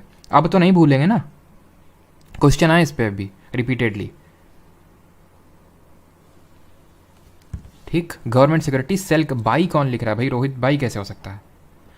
सिंपल, गवर्नमेंट सिक्योरिटी अगर किसी को दी जा रही हैं तो पैसा लिया जाएगा। इन्फ्लेशन बहुत ज़्यादा हो रहा है, हमें चाहिए, आरबीआई को चाहिए पैसा वो लोगों से खींच ले, तो वो बोलेगा ले लो गवर्नमेंट सिक्योरिटी लो और तुम ले लो और इसमें हम तुमको बहुत अच्छा इंटरेस्ट रेट देंगे। ठीक, तो बोलेंगे अच्छा ले लो पैसा ले लो हमारा। तो यानी इससे क्या होगा, लोग अपना पैसा डिपॉजिट करवा देंगे, उनके हाथ में पैसा नहीं रहेगा। सर हमारे घर में बेल देने का कुछ और ही मतलब है भाई। देखो मैं इस टर्मिनोलॉजी का इसलिए यूज़ करता हूँ ताकि आपको एकदम आपके जहन में उतर जाए, ठीक है। इसीलिए अगर हो सके तो क्लास वो जो ईयरफोन होते हैं ना उनको लगा के लिया करो, क्योंकि मैं फिर वो नहीं सोचता हूँ कि भाई अब आपके बगल में कौन बैठा है। लेकिन मेरा पर्पस ये सिखाने का उद्देश्य रहता है कि मैं चाहे जिस टर्मिनोलॉजी का यूज़ करूँ आपको वो समझ में आना चाहिए, ठीक है। और ऐसा तो है नहीं अगर आप, चलो खैर समझ गए अभी, वो तो नहीं है समझ में। अच्छा सर प्लीज़ बताइए जो बैंक रिस्क मेजर करता है एमएसएफ रिपीट प्लीज़। एमएसएफ में क्या दिक्कत आ रही है? मार्जिनल स्टैंडिंग फैसिलिटी का मतलब होता है कि अगर जो हमारी बैंक से उनके सीआरआर और एसएलआर मेंटेन नहीं हो रहे मतलब उनके पास पैसा इतना नहीं है कि वो सीआरआर एसएलआर मेंटेन कर सकें। इसलिए वो क्या करते हैं, आरबीआई के पास जाते हैं और बोलते हैं कि हमारा सीआरआर एसएलआर मेंटेन नहीं, इसलिए हमें बस कुछ एक दिन के लिए 24 घंटे के लिए पैसे दे दो, ठीक है, ताकि वो मेंटेन कर लें। तो वो मार्जिनल स्टैंडिंग फैसिलिटी होती है। आरबीआई उसमें थोड़ा सा ज़्यादा इंटरेस्ट रेट चार्ज करता है, सो दैट मतलब किस लिए करता है, ताकि वो पेनल्टी लगा सके। पेनल्टी क्यों नहीं लगाएगा? बाकी लोग पागल थे, बाकी बैंक पागल थी जो मेंटेन करके चल रही थी, तुमने मेंटेन क्यों नहीं किया? ठीक है, जैसे जिस तरह मैंने बोला कि प्रिंसिपल आया, ठीक है, बाकी लोग पागल है जो होमवर्क करके लाया, तुम क्यों करके नहीं लाया? तो ऐसा तो है नहीं तुमको मार डालेंगे वो ये बोलेंगे कि ठीक है अगर कल करके नहीं लाया तो बहुत मारेंगे तुमको, या फिर एक थप्पड़ मार दिया, इस तरह से। ठीक, अब यहाँ पे आते हैं क्वालिटेटिव मॉनेटरी पॉलिसी टूल। मतलब सर अभी तक जो आप पढ़ रहे थे ना ये सारे टूल्स आ रहे थे क्वांटिटेटिव मॉनेटरी पॉलिसी टूल। अब यहाँ लिखता हूँ क्वांटिटेटिव, ठीक है, क्वांटिटेटिव मॉनेटरी टूल्स थे ये। अब पढ़ेंगे क्वालिटेटिव वाले। समझे नहीं सर? अभी भी नहीं समझे ना तुम? हमें पता है। तुम्हारी मम्मी आई, ठीक है, तुमको ना पढ़ता हुआ देख उन्होंने मारी एक चप्पल तुमको। क्वांटिटेटिव टूल, उन्होंने आई और उन्होंने देखा तुमको ना पढ़ता हुआ देख, रील देख रहे हो तुम, वो बोली कि करते रहो बेटा तुम ऐसे ही, हमने क्या सोचा था, क्या सोच के तुम्हें इतना सब पढ़ाया लिखा, यही दिन देखने के लिए, करते रहो ऐसे ही जीवन कट जाएगा, ठीक है, और तुम्हें तो कुछ समझ आता नहीं है, कितनी घर में दिक्कतें हैं। दोनों केसेस से तुम पढ़ने बैठ गए, हुआ कि नहीं? पहले में कोई और टूल तुम्हारी मम्मी ने यूज़ किया और दूसरी में कुछ और टूल यूज़ किया। दूसरी में जो टूल यूज़ किया उन्होंने, उसमें तुमको थोड़ा सा परसुएड किया उन्होंने तुमको बहलाया फुसलाया, एक अलग टूल का यूज़ किया। तुमको डायरेक्ट तमाचा नहीं मारा, तुमको डायरेक्टली कुछ क्वांटिटी 3 से 5, 5 से 6, 6 से 3 ये सब नहीं किया। उन्होंने बस ये बोला कि बेटा देखो, मॉरल सुएशन, यानी कि बस आपसे मॉरली परसुएड कर रही हैं वो, यानी आपको एक तरह से सेंटी कर रही हैं मम्मी आपकी, या फिर इसी तरह हमारा आरबीआई सेंटी करता है, बोलता है कि इस तरह से चीज़ें हैं, इकोनॉमी डूब रही है, प्लीज़ आप ही सारी चीज़ों को इस तरह से करें और लोगों को या तो ज़्यादा पैसा दें या तो कम दें। अगर मान लेते हैं आरबीआई के पास इतना पैसा नहीं है कि वो उस सेंस से उसको रेगुलेट कर सकता है, तो वो मॉरल परसुएशन करेगा। इसको बोलते हैं मॉरल सुएशन और मॉरल परसुएशन, ठीक है। Credit limit for each sector is impose by rules and regulation, guidelines and regulation are fix by and so that, ठीक है। तो इसमें क्या हो रहा है, मॉरल सुएशन में सेंटीमेंट के साथ थोड़ा खेला जा रहा है। ना what is this change in marginal requirement, ये टूल्स होते हैं जैसे क्वांटिटेटिव में CRR, SLR, repo rate, bank rate, reverse repo rate, MSF, ये ओपन मार्केट ऑपरेशन, ये सब थे ना। ऐसे ही क्वालिटेटिव में rationing of credit, change in marginal requirement, moral suasion, regulation of customer credit, ये टूल्स होते हैं। क्वेश्चन इस पर भी आ चुका है, CGL 2022 में चेक कर लीजिएगा, ठीक है। तो मॉरल सुएशन समझ गए आप। चेंज इन मार्जिनल रिक्वायरमेंट क्या होता है, जैसे फॉर एग्जांपल अभी मैंने तुम्हें बताया था कि अगर मान लेते हैं छुन्नू जी 10,000 रुपये का लोन लेने आ रहे हैं, ठीक है, तो उनसे ये बोला जाएगा कि कुछ गिरवी रखो वर्थ 15,000। क्यों? क्योंकि अब मान लो कि तुम 10,000 का लोन लेने आ रहे हो, तो तुमसे 10,000 का ही वर्थ कुछ रखवा लेंगे और उसकी वर्थ चेंज हो गई, पता चला 8,000 हो गई, तो बैंक का तो घाटा हो गया ना। जैसे मान लो कि मैं लोन लेने गया, मैंने अपनी प्रॉपर्टी गिरवी रखी, प्रॉपर्टी की आज कीमत है 5 लाख, तो बैंक मुझे 5 लाख नहीं सिर्फ 3 लाख का ही देगा। क्यों? क्योंकि पता चला आगे जाके तुम्हारी प्रॉपर्टी की कीमत 5 से 3 लाख होगी, तो क्या, तो फिर बैंक का घाटा हो गया। तो इसलिए वो थोड़ा मार्जिन मेंटेन करके चलता है ताकि उसका नुकसान ना हो। तो वो अगर मार्जिन बढ़ा घटा सकता है, ठीक है। अगर मान लेते हो मार्जिन कम कर दिया, अभी कैसे वो करेगा हमारा RBI, मार्जिन को कम कर देगा। वो क्या, मार्जिन को उसने कम कर दिया कि अब तुमको अगर 5 लाख का लोन लेना है तो 6 लाख का ही गिरवी में काम चल जाएगा, 10 लाख का रखने की ज़रूरत नहीं है। तो अब मैं ज़्यादा लोन लेना चाहूँगा ना, सिंपल। यानी कि अब इससे क्या होगा, RBI क्या कर रहा है, मनी सप्लाई को बढ़ा रहा है। अगर मनी सप्लाई को कम करना है तो वो बोलेगा RBI अब मार्जिनल रिक्वायरमेंट बढ़ा देगा। ऐसे बढ़ाएगा कि अगर किसी को 5 लाख का लोन लेना है ना, 15 लाख का कुछ गिरवी रखना, 15 लाख का होएगा नहीं, ज़्यादातर लोगों के बाद कहाँ से लोन ले पाएंगे, सिंपल, ठीक है। मार्जिनल रिक्वायरमेंट वो चेंज कर दी। रेगुलेशन ऑफ कस्टमर क्रेडिट वगैरह जैसे चेंज कर देना, जैसे डाउन पेमेंट जैसे कि आप गए बैंक के पास लोन लेने के लिए, तो बैंक बोलेगा जैसे तुम्हें मान लेते हैं तुमको ज़रूरत पड़ी, मैडम को आईफोन गिफ्ट करना है आपको, ठीक है। अब आईफोन की कीमत क्या 1 लाख होती है, ठीक है, ऐसे कुछ होती है 1 लाख, ठीक है। तो तुम्हारे पास तो हैं मात्र 10,000 रुपये। बैंक ने अगर ये बोला, बैंक की डाउन पेमेंट रिक्वायरमेंट होती है कि इतना पेमेंट आप पहले करो तब हम आपको इतने का लोन देंगे, फिर आप किस्तों में इसको चुकाते रहना, ठीक है। तो बैंक ने बोला एक केस में कि 15,000 है डाउन पेमेंट, आप लोन लेंगे, लोन लेना तो चाहेंगे लेकिन लोन देगा आपको बैंक? नहीं देगा, मार्जिनल रिक्वायरमेंट ही मीट नहीं कर रहे हैं। तो तुम्हारे पास 10,000 रुपये, लेकिन तुमको देना है 1 लाख का गिफ्ट, है कि नहीं। लेकिन अगर बैंक बोल दे 10,000 में 10,000 है डाउन पेमेंट और ले सकते हो, तुरंत लपक के लोगे कि नहीं लोगे लोन ले लिया आपने, यानी कि इकोनॉमी में पैसा चला गया। समझ रहे हो कि अब किस तरह से ये सारी चीज़ें बढ़ाने घटाने से क्या होगा।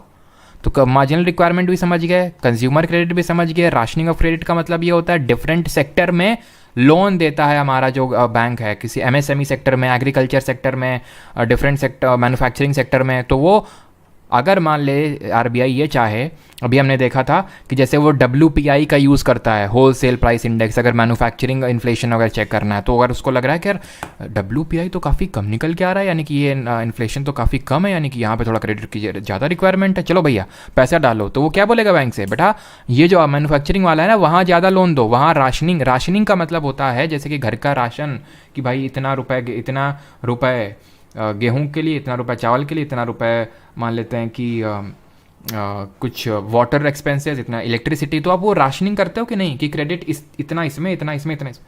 तो वही करता है RBI कि इतना तुमको इस सेक्टर में देना, इतना इस सेक्टर में, इतना इस सेक्टर में। तो दैट इज़ राशनिंग। इन चारों केसेस में कुछ ऐसा हुआ क्या कि RBI ने खुद लोन दिया या पैसा लिया ना, जो पैसा है उसी के साथ खेला है। एक तो सेंटियापा करके उसने खेला है, मॉरल सुएशन, दूसरा उसने मार्जिनल रिक्वायरमेंट को चेंज करके, तीसरा उसने डाउन पेमेंट को चेंज करके, चौथा उसने एक पर्टिकुलर सेक्टर को टारगेट करने के लिए राशनिंग ऑफ क्रेडिट कर दिया। ये होते हैं क्वालिटेटिव, जहां RBI कुछ पैसा ले नहीं रहा खुद से, उस एग्जिस्टिंग पैसे के साथ कुछ खेल रहा है। That is called as qualitative monetary policy. समझ में आया सभी को? बताइए।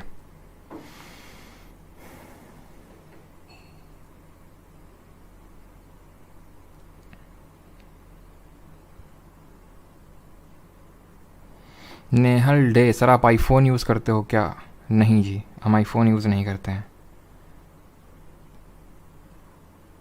आदित्य राज RRR बता दो with respect to inflation, okay. Rationing repeat, okay. और किसी कुछ? हाँ, वो मैंने मुनीश गर्ग 12 जुलाई 1982 को नाबार्ड सेटअप हुआ था, ये मैंने करेक्ट करवा दिया था, बट आई थिंक मैं शायद आप बैच वाले टेलीग्राम पे नहीं होंगे इसलिए आपको नहीं पता चला होगा। वो मैंने आई थिंक डाल दिया था बैच में 12 जुलाई, और नोट्स में भी वो करेक्ट ही है, 12 जुलाई 1982 है। खतरनाक। ओके, खेला हो बे। अच्छा, 2 डाउट्स आए हैं अभी तक। सर एक कैमरा दे दीजिए प्लीज़। अच्छा फिर चलो, ये फेस हाइड, सॉरी ये क्लास हाइड क्यों हो जाती है? क्लास हाइड ही हो जाती है बिकॉज ये पेड बैच की क्लासेस हैं जो फ्री लाइव स्ट्रीम हो रही है यूट्यूब पे, तो ये फिर रिकॉर्डेड वहाँ पे जाती हैं। तो एक था आरआर विद रिस्पेक्ट इन्फ्लेशन और राशनिंग ऑफ क्रेडिट। देखो राशनिंग ऑफ क्रेडिट है कि इतना पैसा जाता है एमएसएमई सेक्टर को, मान लेते हैं, ठीक है, वो लोन दे रहा है, इतना एग्रीकल्चर सेक्टर को लोन दे रहा है, ठीक है, मतलब कुछ भी हो सकता है, इतना मैन्युफैक्चरिंग को दे रहा है। तो मान लेते हैं कि आरबीआई को ये लगा कि मतलब इस सेक्टर में ग्रोथ नहीं हो रही है और इन्फ्लेशन तो इसमें बिल्कुल नहीं है। और मैं एग्जांपल तुम्हें दे रहा हूँ कि यार हमने पहले पढ़ा था कि अगर मैन्युफैक्चरिंग सेक्टर में इन्फ्लेशन देखना है तो WPI का यूज़ कर लो, होलसेल प्राइस इंडेक्स, बिकॉज उसमें मैन्युफैक्चरिंग जो होते हैं ना उनको ज़्यादा वेटेज दिया था, सर्विसेज तो होते ही नहीं उसमें WPI में। सर्विसेज कहाँ पे होते हैं? CPI में होते हैं। जरा ये बताइए WPI और CPI को कैलकुलेट कौन करता है और किसको यूज़ किया जाता है? बाय द आरबीआईज जो मॉनेटरी पॉलिसी कमेटी होती है to decide the inflation rate. तो क्या होता है, अब यहाँ पे मान लेते हैं पैसा नहीं है, पैसा इन्फ्लक्स करना है, तो वो बोलेगा राशनिंग, यानी कि वो बोलेगा कि मैन्युफैक्चरिंग सेक्टर के लिए आप एक काम करो, मैन्युफैक्चरिंग सेक्टर में अब इंटरेस्ट रेट कम कर दो। यानी अगर कोई एग्रीकल्चरल पर्पज़ के लिए लोन लेने आता है फिर MSME तो उतना ही रखो, इसको थोड़ा और कम कर दो। मान लेते हैं कि यहाँ पे बहुत ज़्यादा इन्फ्लेशन हो रखा है, इसको ज़्यादा कर दो, सिंपल। तो इससे होगा क्या, इसमें अगर इंटरेस्ट रेट ज़्यादा कर देगा तो कम लोग लोन लेने आएंगे, यहाँ पे इन्फ्लेशन कम होगा, ठीक। अब यहाँ पे एक डाउट था किसका, आरआर के respect inflation. Reverse repo rate का मतलब ये है, सिंपल वही है कि आरबीआई चाहता है कि वो इन्फ्लेशन को काउंटर करे, ठीक है। एक एग्जांपल लेते हैं, वो डिफ्लेशन को भी वो कर सकता है, तो इन्फ्लेशन को काउंटर करे। तो आरबीआई ने दिमाग लगाया, बुद्धि लगाई कि बैंक का पैसा खींच लें, तो बैंक कहाँ से दे पाएगा लोगों को लोन? तो बैंक का पैसा खींचने का उसने एक तरीका निकाला। उसने बोला बैंक को, बैंक इधर सुनो, इधर आओ, तुम उधर मत जाओ, बाद में लोन देना, पहले इधर आओ। कितने में दे रहे हो उसको? बैंक ने बोला 8 में दे रहे हैं। बोलेगा उसको तुम लोन दोगे, फिर उसके पीछे पीछे घूमोगे, भैया लोन दे दो, अभी तो आ गया कि तुमसे गिड़ा रहा है, लेकिन अब बाद में जाना तुम्हें लाठी बजाएगा तुम पे, हम तुमको उससे आधार ज़्यादा देंगे 8.5%। बैंक बोलेगा भाई साहब पैर में पड़ जाएगा, ले पैसा ले। उससे बोलेगा चलो निकलो जरा। किसको? हमें, पब्लिक को बोलेगा।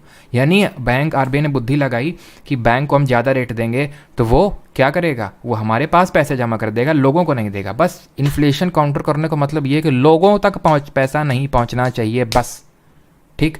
तो उसको किस तरह से करेगा, आरबीआई ने बोला कि हम आपको ज़्यादा रेट देंगे, यानी रिवर्स रेपो रेट उसने बढ़ा दिया, यानी इन्फ्लेशन को काउंटर कर दिया। वाइस वर्सा सेम, आप बाकी चीज़ों में अगर डिफ्लेशन है तो वो उसको कम कर देगा, सिंपल, ठीक है। आई होप अभी तक यहाँ तक आप समझ गए होंगे सारी चीज़ों को, और यहाँ पे आपकी सारी चीज़ें होती हैं ख़त्म। क्वालिटेटिव टूल्स लिखवा दो सर, लिखवा दो। क्या ये लिखा तो हुआ है, अब क्या लिखवा दें इसमें? हाँ, ये लिखा तो हुआ है, इतना भी आप ये बस याद करो, ये उसमें बहुत ज़्यादा उसमें मत जाओ जो लिखा हुआ है। बस राशनिंग ऑफ क्रेडिट पता है ना, राशनिंग ऑफ क्रेडिट का मतलब क्या, मार्जिनल रिक्वायरमेंट। क्वेश्चन ऐसे पूछेगा, इतना डीप में नहीं पूछेगा आपसे, जो उसकी डेफिनेशन वगैरह, ठीक है। मॉरल सुएशन, मार्जिनल रिक्वायरमेंट, वो इस तरह का क्वेश्चन आया था CGL 2022 में। विच ऑफ द फॉलोइंग इज़ या फिर is not a qualitative monetary policy tool, इस तरह का क्वेश्चन आया था, ठीक है।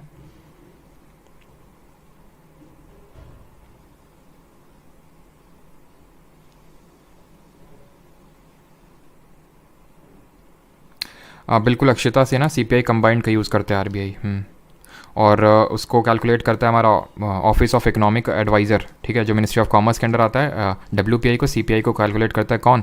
NSO करता है, नेशनल स्टैटिस्टिकल ऑफिस, जो कि MOSPI यानी ministry of statistics and programme implementation के तहत आता है, ठीक है। सर रिवर्स रेपो रेट से कम होता है हमेशा, पता नहीं क्या पूछ रहे हैं चंदन जी, मैंने आपको सब कुछ 2 बार एक्सप्लेन कर दिया, आप समझ लीजिए उसको, ठीक है, अगर आपको कुछ डाउट है इसमें तो। अब हम यहाँ पे करते हैं कुछ क्वेश्चंस। आई होप सबको सारी चीज़ें आ गई हैं समझ, ठीक है। कल हम लोग देखेंगे कुछ क्वेश्चन कर लेते हैं, बाकी क्वेश्चन मैं यहाँ पे अपलोड कर दूंगा, आप खुद से करके लाएंगे, बिकॉज इसमें क्या होता है ना, आप एक सेकेंड, ठीक, चलो करो क्वेश्चन को।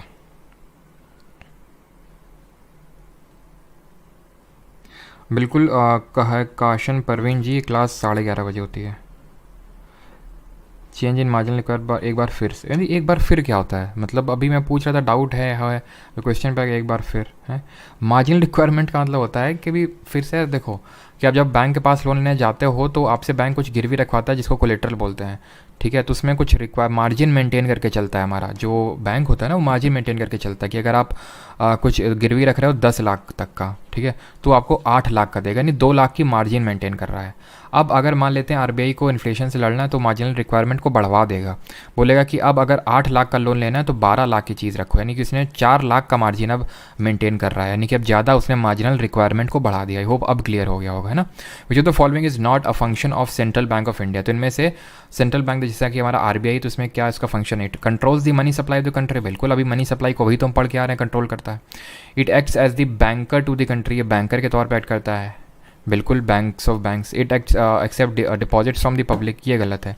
क्या हमने अभी तक कुछ कहीं पढ़ा कि लोग डायरेक्टली आरबीआई के पास पैसा डिपॉजिट करने जाते हैं? बिल्कुल नहीं। जैसे कि हमने जो आरआरबी और नाबार्ड में, अगर आपको याद हो, आरआरबी और नाबार्ड में हमने क्या देखा था कि आरआरबी डायरेक्टली लोगों से डील करता है, ग्रामीण बैंक, ठीक है।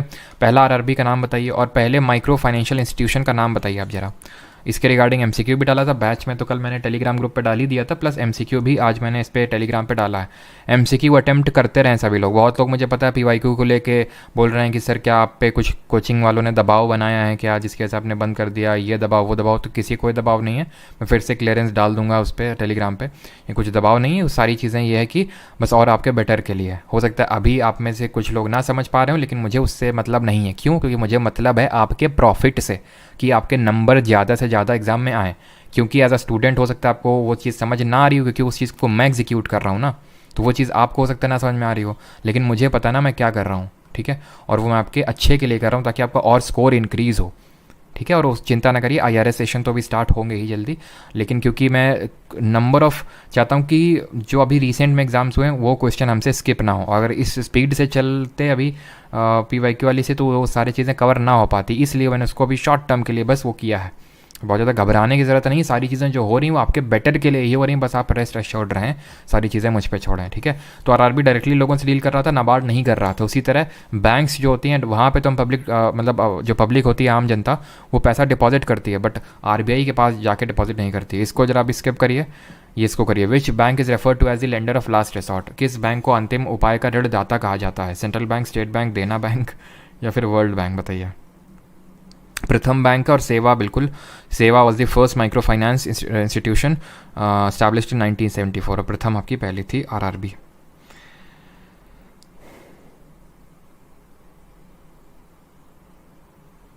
सर ये कॉन्सेप्ट समझ नहीं है कि इन्फ्लेशन से एम्प्लॉयमेंट से क्या रिलेशन है। अमन जायसवाल, देखो इन्फ्लेशन और एम्प्लॉयमेंट का रिलेशन नहीं समझ पाए आप। देखो मैं आपको बताता हूँ, इन्फ्लेशन का मतलब क्या होता है अमन जी? इन्फ्लेशन का मतलब होता है कि पैसा ज़्यादा इकनॉमी में ज़्यादा घूम रहा है, यही तो मतलब होता है। ज़्यादा है पैसा, यानी कि अगर मान लो अगर पैसा ज़्यादा है तो मेरे पास पैसा ज़्यादा होगा तो मैं किसी को भी लोन दे दूँगा। कोई मान लेते हैं कि कोई हमारे फ्रेंड आए, उन्होंने बोला कि यार परमार जी लोन दे दीजिए, बिज़नेस सेटअप करना था, एक आइडिया आया था हमारे उसमें, तो हम बिज़नेस सेटअप करना चाहते, तो मेरे पास हाथ में पैसा है तो मैं दे पाऊंगा, नहीं है तो नहीं दे पाऊंगा। इन्फ्लेशन है तो मेरा मतलब मेरे पास पैसा है तो मैंने उनको पैसा दे दिया, उन्होंने बिज़नेस सेटअप किया। बिज़नेस सेटअप किया तो खुद तो सारा कुछ चला नहीं लेंगे, वर्कर्स रखेंगे, सारा कुछ करेंगे, इससे लोगों को एम्प्लॉयमेंट मिलेगा, अनएम्प्लॉयमेंट घटेगा, सिंपल, ठीक। Lender of last resort central bank, RBI. ये नहीं करना है अभी, जो करवा रहा हूँ सिर्फ उतना ही अभी करना है आपको, बाकी जो छुड़वा रहे हैं वो कल करेंगे। The reserve Bank of India also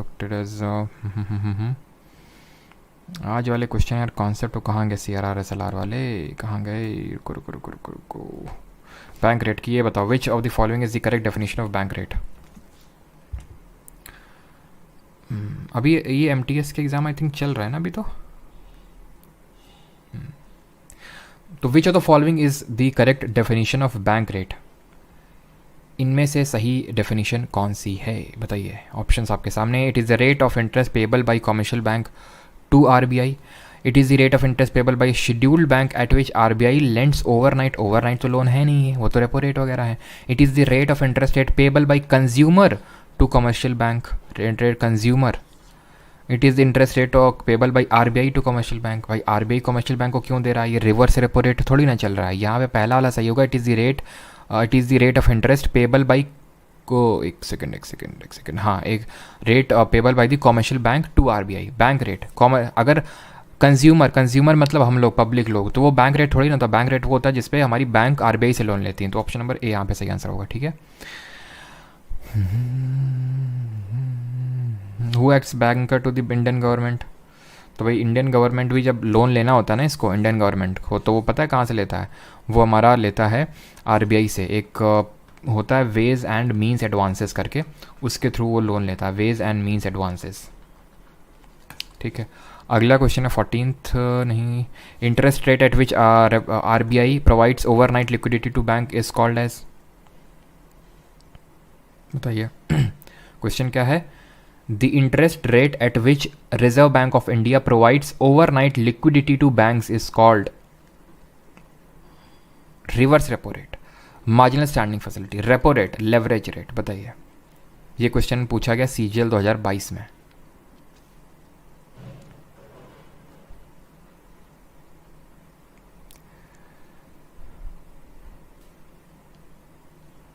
अभी तक आंसर आया नहीं है किसी का।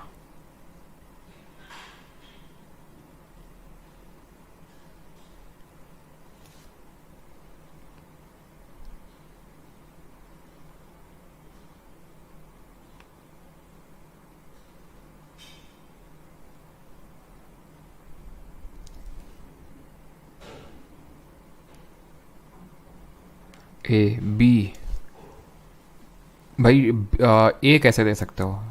The interest rate at which RBI, sorry हाँ, RBI provides overnight liquidity to banks. Overnight liquidity provide कर रही है, ओवरनाइट लिक्विडिटी टू बैंक्स।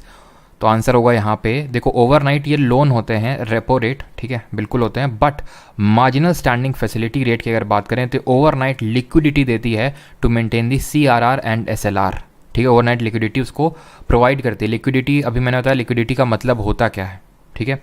अगर ये इस सेंस में पूछ लेगा आपसे, अगर मान लेते हैं कि एमएसएफ भी ऑप्शन में नहीं होगा, देन आपका उस केस में आंसर रेपो रेट होगा, ठीक है। आगे बढ़ते हैं, अगला क्वेश्चन 16th। और लेवरेज रेट आपको नहीं पढ़ना है, ठीक है सर। लेवरेज रेट क्या होता है? लेवरेज रेट आपको ये सब जानने की जरूरत नहीं है, जितना मैंने बताया, repo rate, bank rate, reverse repo rate, बस उतना ही। Which of the following is one of the open market operations by the RBI? निम्नलिखित में से कौन सा भारतीय रिजर्व बैंक द्वारा खुले बाजार परिचालनों में से एक है? Open market operation, open market operation में क्या होता है?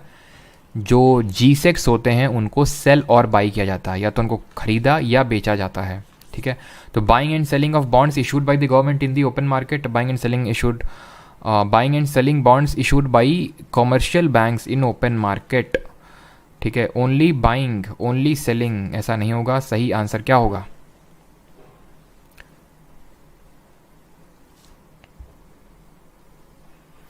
सर ये करवा कल करेंगे भाई, ठीक है। वो जो M0 M1 मुझे पता है, ठीक है, वो जो M1 M0 वाला है वो भी इम्पॉर्टेंट है, उस पर भी रिपीटेडली क्वेश्चंस आए हैं, लेकिन वो कल करेंगे, ठीक। अब सारा कुछ आज ही नहीं कर लेंगे। आंसर्स तुम लोग क्या नहीं रहे हैं। अभी सी कोई बोल रहा है ये ओनली बाइंग कैसे हो सकता है? ओनली बाइंग, ओनली सेलिंग तो हो ही नहीं सकता है, ठीक है। यहाँ पे सही आंसर होगा ऑप्शन नंबर, कौन सेल और बाई करता है? Government, option number A. Commercial bank नहीं करेगी, ठीक है, गवर्नमेंट करेगी। The dash and dash determine the corridor for the daily movement in the weighted average call money rate. तो अभी हम लोगों ने पढ़ा नहीं है weighted average call money rate क्या होता है, कल पढ़ेंगे ये। ओपन मार्केट ऑपरेशंस अभी ये भी नहीं पढ़ना है हम लोगों को। The rate at which RBI lends to the commercial bank for the short term is called as. Short term के लिए जब लेंड करता है तो उसको हम क्या बोलते हैं? तो ये तो आसान सा क्वेश्चन, आई थिंक आंसर क्या होगा? रेपो रेट, सिंपल, ठीक है। आरबीआई लेंड्स टू, ठीक है, आरबीआई लेंड कर रहा है ना, हाँ। अगर आरबीआई ले रहा होता, ठीक है, आरबीआई अगर बोरो कर रहा होता तो वो रिवर्स रेपो रेट होता। अगला करिए, विच of the following formulates the monetary policy in India? कौन मॉनेटरी पॉलिसी आपकी बनाता है इंडिया में? बताइए।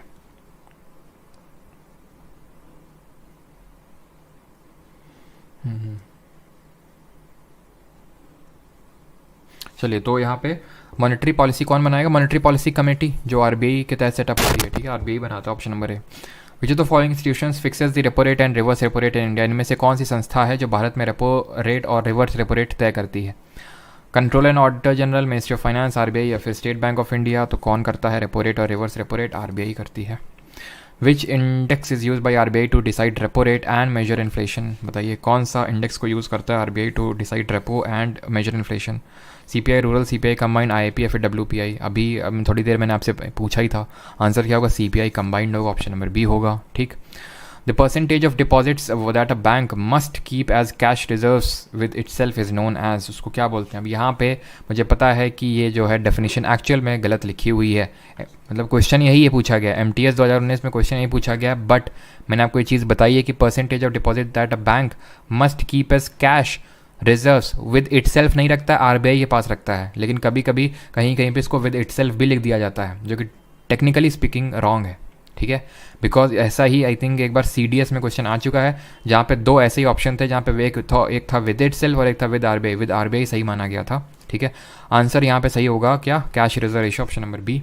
ठीक है, एसएलआर क्या होता है? स्टैट्यूटरी लिक्विड रेशियो, जो आप जीसेक और गवर्नमेंट सिक्योरिटी के फॉर्म में, गवर्नमेंट सिक्योरिटी या फिर गोल्ड के फॉर्म में भी रख सकते हो, और यहाँ पे आपको रिटर्न मिलता है एसएलआर में। सीआरआर में no return. CRR is calculated as percentage of each banks, नकद आरक्षित अनुपात की गणना प्रत्येक बैंक के डैश के प्रतिशत के रूप में की जाती है। Rate of inflation, NDTL, credit growth या फिर सेविंग्स ऑफ कस्टमर्स। तो सीआरआर कैलकुलेट होता है आपका net demand and time liability में, यानी एनडीटीएल में कैलकुलेट होता है, हम लोगों ने शुरू में ही देखा था। ठीक। Who among the following is not a governor of the RBI? Statics का क्वेश्चन है, बताइए।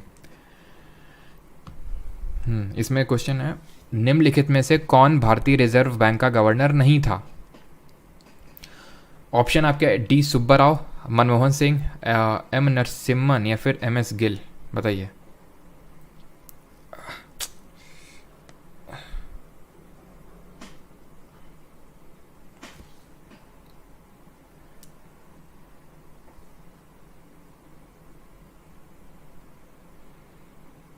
डी सुब्बाराव। अच्छा, डी सुब्बाराव वाले तुम लोगों ने नोट नहीं देखे हैं क्या?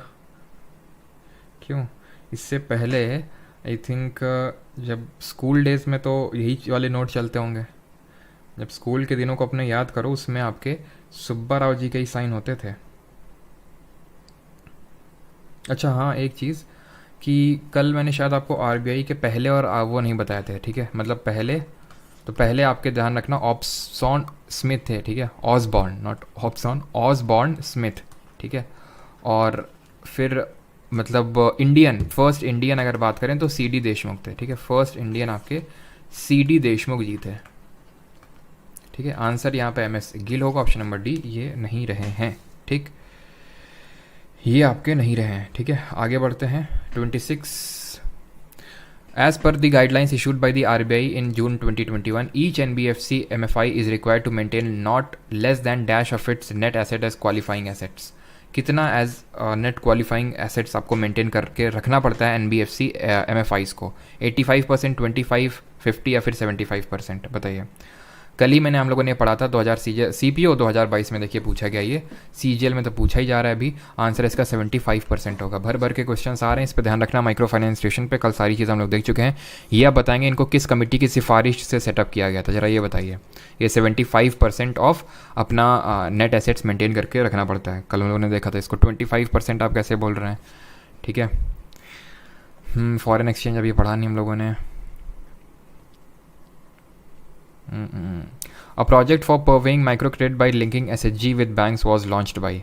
किसने लॉन्च किया था ये a project for purveying micro credit by linking SHG को बैंक से लेंड करने, एसएचजी को बैंक से लेंड करके, क्योंकि एसएचजी क्या करते हैं कि माइक्रो फाइनेंस इंस्टीट्यूशन है, माइक्रो क्रेडिट प्रोवाइड करते हैं, और ये काम किया था नाबार्ड ने। ठीक है, national bank for agriculture and rural development ने। मालेगाम कमेटी है, बिल्कुल सबने सही बताया। कब ये कमेटी बनी थी? 2010 में बनी थी। ठीक है, मालेगाम कमेटी बनी थी और ये 2010 में बनी थी, ध्यान रखिएगा, इंपॉर्टेंट है ये। अगले क्वेश्चन पे आते हैं। A form of financial service which provides small loans and other financial services to poor and low income households is called as? अगर ये बताइए कि लो इनकम हाउस होल्ड के लिए क्या लिमिट है, मतलब कितना इनकम है तो आपको ये दिया जाएगा माइक्रो फाइनेंस जो लोन है।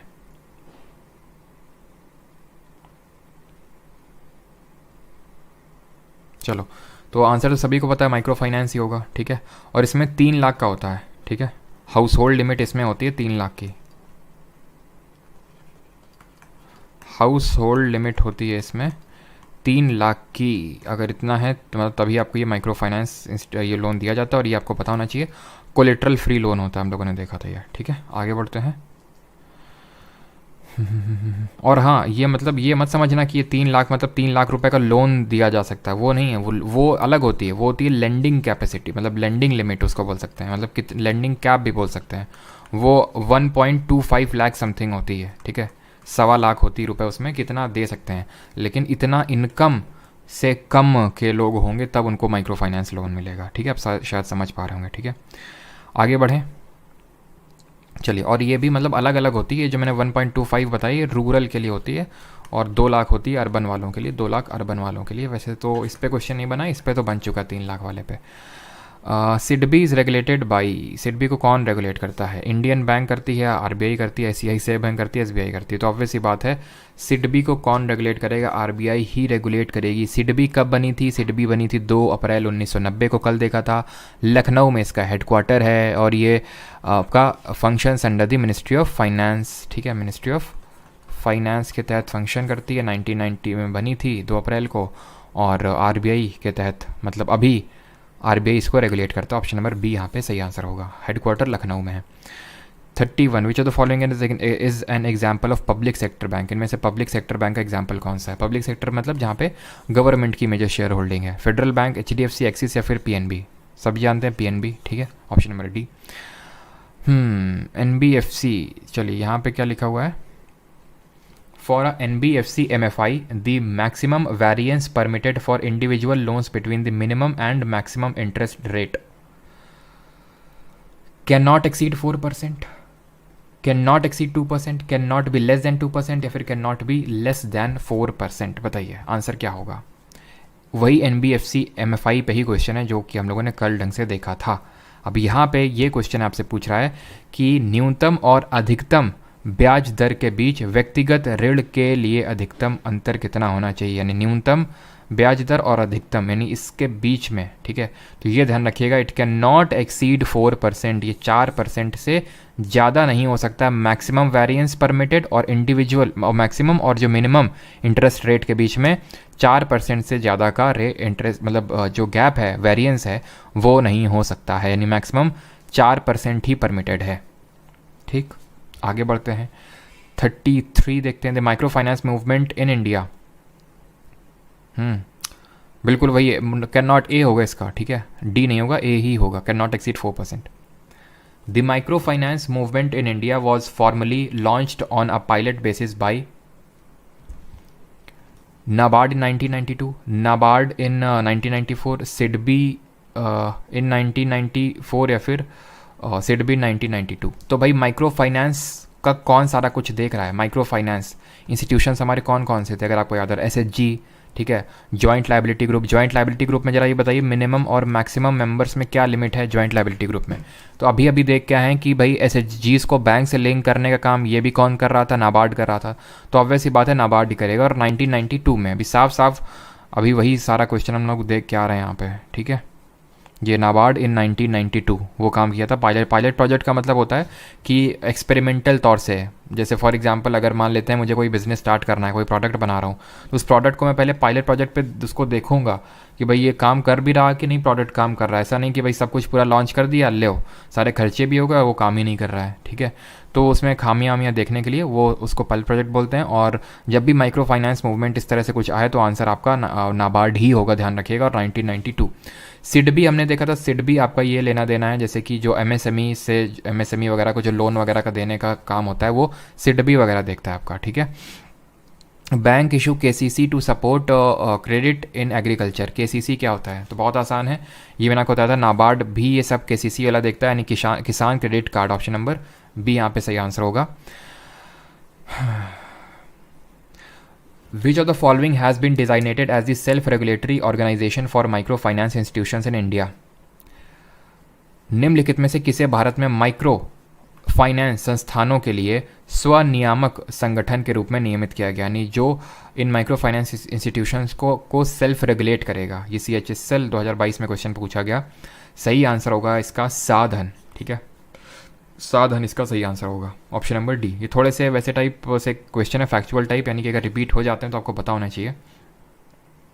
ठीक है, आगे बढ़ते हैं। अब इसके पीछे का कोई रीज़न नहीं जो आपको बताऊँ कि भाई साधन ही क्यों है, धाधन क्यों नहीं है, जनधन क्यों नहीं है।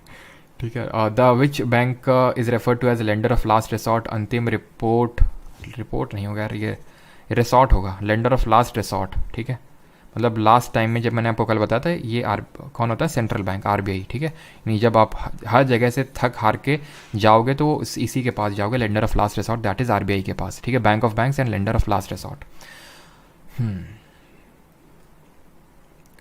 विच of the following was the first development bank in India? निम्नलिखित में से कौन सा भारत का पहला विकास बैंक था? National housing bank, export import that is EXIM, industrial finance corporation of India, या फिर industrial development bank of India, IDBI. सही आंसर होगा यहाँ पे आईएफसीआई, जो कि 1948 में आपका स्टैब्लिश हुआ था, 1948 में स्टैब्लिश हुआ था, industrial finance corporation of India. 1 जुलाई 1900, यहाँ पे मैं क्लियरली लिख देता हूँ, 1 जुलाई 1948 को ये सेटअप हुआ था, first development bank of India के तौर पे। ठीक है, और इसका प्राइमरी गोल क्या था, ताकि जो डेवलपमेंट बैंक है उनको एस्टैब्लिश करे और उनको हेल्प करे इंडस्ट्रियल सेक्टर में जो भी फाइनेंशियल डिमांड होती है उनको मीट करने में। ठीक, 38 पे आते हैं। विच of the following is not a public sector insurance? ये इसको आप स्किप कर सकते हैं अभी। ठीक है, और सीआर एसएलआर के क्वेश्चन ख़त्म हो गए क्या? एक सेकेंड, रुको रुको रुको, चलो ये अच्छा क्वेश्चन बता दो। Which of the following helps borrowers to overcome the problem of lack of collateral? निम्नलिखित में से कौन उधारकर्ताओं को संपार्श्विक की कमी की समस्या को दूर करने में मदद करता है? कौन करता है? एसएचजी। कैसे करता है? क्योंकि जो ये लोन देता है उसके लिए इसको कोलेट्रल नहीं मांगता है, कोलेट्रल की रिक्वायरमेंट नहीं रखता है, इसलिए सेल्फ हेल्प ग्रुप होगा, सिंपल। यानी कि आपके पास कुछ गिरवी रखने के लिए नहीं है, एसएचजी के पास जाओ जो कि एक माइक्रो फाइनेंस इंस्टीट्यूशन है। In which year NABARD was establish? तो नाबार्ड कब स्टैब्लिश हुआ था? आसान सा क्वेश्चन, 1982। ठीक है, कौन सी कमेटी थी? बी शिवरमन कमेटी थी, बी शिवरमन कमेटी थी। ठीक है, आगे बढ़ते हैं।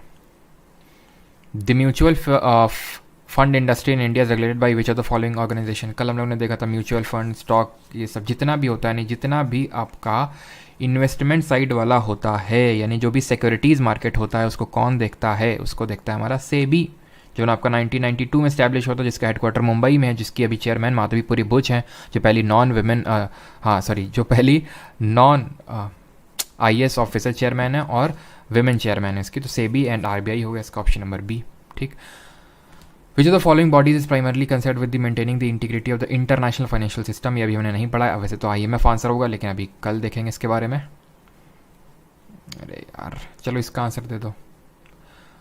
What is the full form of NPCI, which is an umbrella organization for all retail payment system in India? इसका फुल फॉर्म क्या होगा? National payment corporation, non cash payments, net payment company. तो देखिए यहाँ पर अगर आप ट्रिक का इस्तेमाल करने जाएंगे तो ट्रिक कर जाएगी फेल। क्यों? क्योंकि आप ट्रिक का इस्तेमाल करेंगे, सिमिलर देखेंगे नॉन कैश पेमेंट, लेकिन आंसर इनमें नहीं, आंसर है non payment corporation of India, sorry national payment corporation of India. I think ये आसान भी है, वैसे बिल्कुल मैं इस चीज़ को एडमिट करूँगा, यहाँ पर ट्रिक नहीं लग रही है। ठीक है, national payment corporation of India इसका फुल फॉर्म होगा। अभी और क्वेश्चन है, चलो। विच of the following institution does not regulate capital market in India? तो निम्नलिखित में से कौन सी संस्था भारत में पूंजी बाजार को विनियमित नहीं करती है? अभी और भी हैं, सीआरआर एसएलआर वाले क्वेश्चन यार मिल ही नहीं रहे, ये मैं सोच रहा था करवाऊंगा, पता नहीं कहाँ गए। चलो कोई नहीं।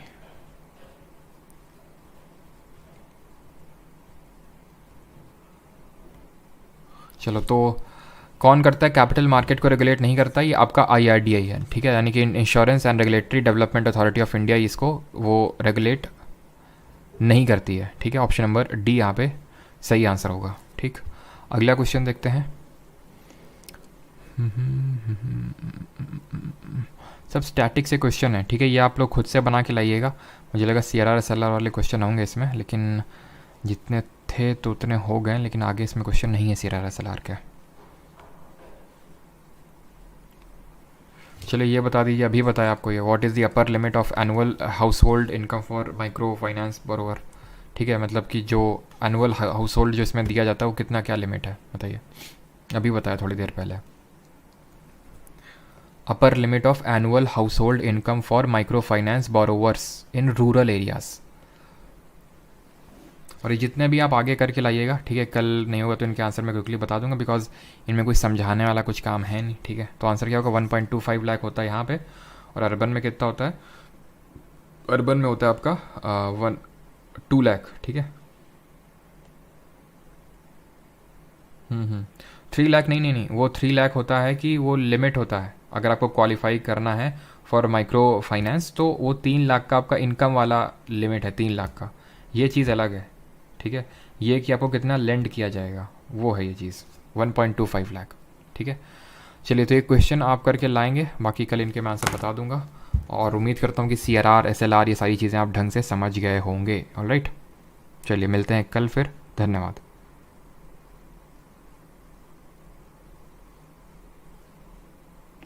34 का क्या हो गया, 34 में कुछ प्रॉब्लम है क्या?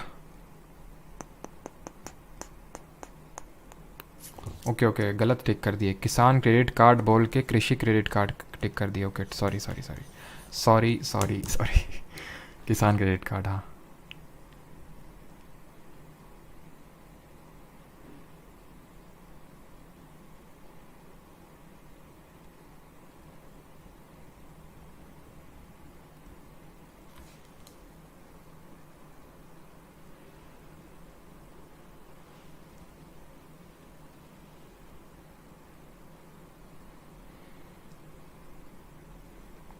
सर आपका पेड कोर्स का वैलिडिटी कितने दिन तक है?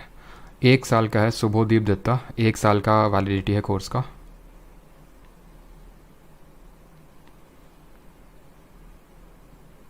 सर RBI को कहाँ से पैसा मिलता है? बैंक से पैसा मिलता है, जो लेंडिंग एक्टिविटी फाइनेंशियल एक्टिविटी करती है बैंक्स को मेंटेन करने का काम, तो बैंक से सब पे करती हैं RBI को, वहाँ से उसको मिलता है। ठीक है,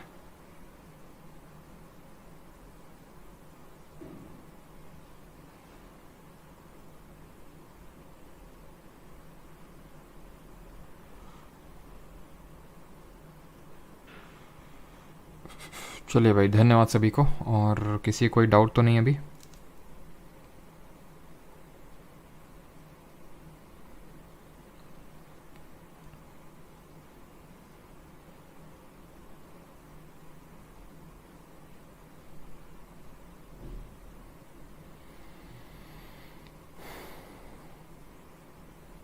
चलिए भाई, धन्यवाद सभी को, मिलते हैं कल। ठीक है, और कल मोस्ट प्रॉब्ली आपका ये पूरा जो बैंकिंग वाला है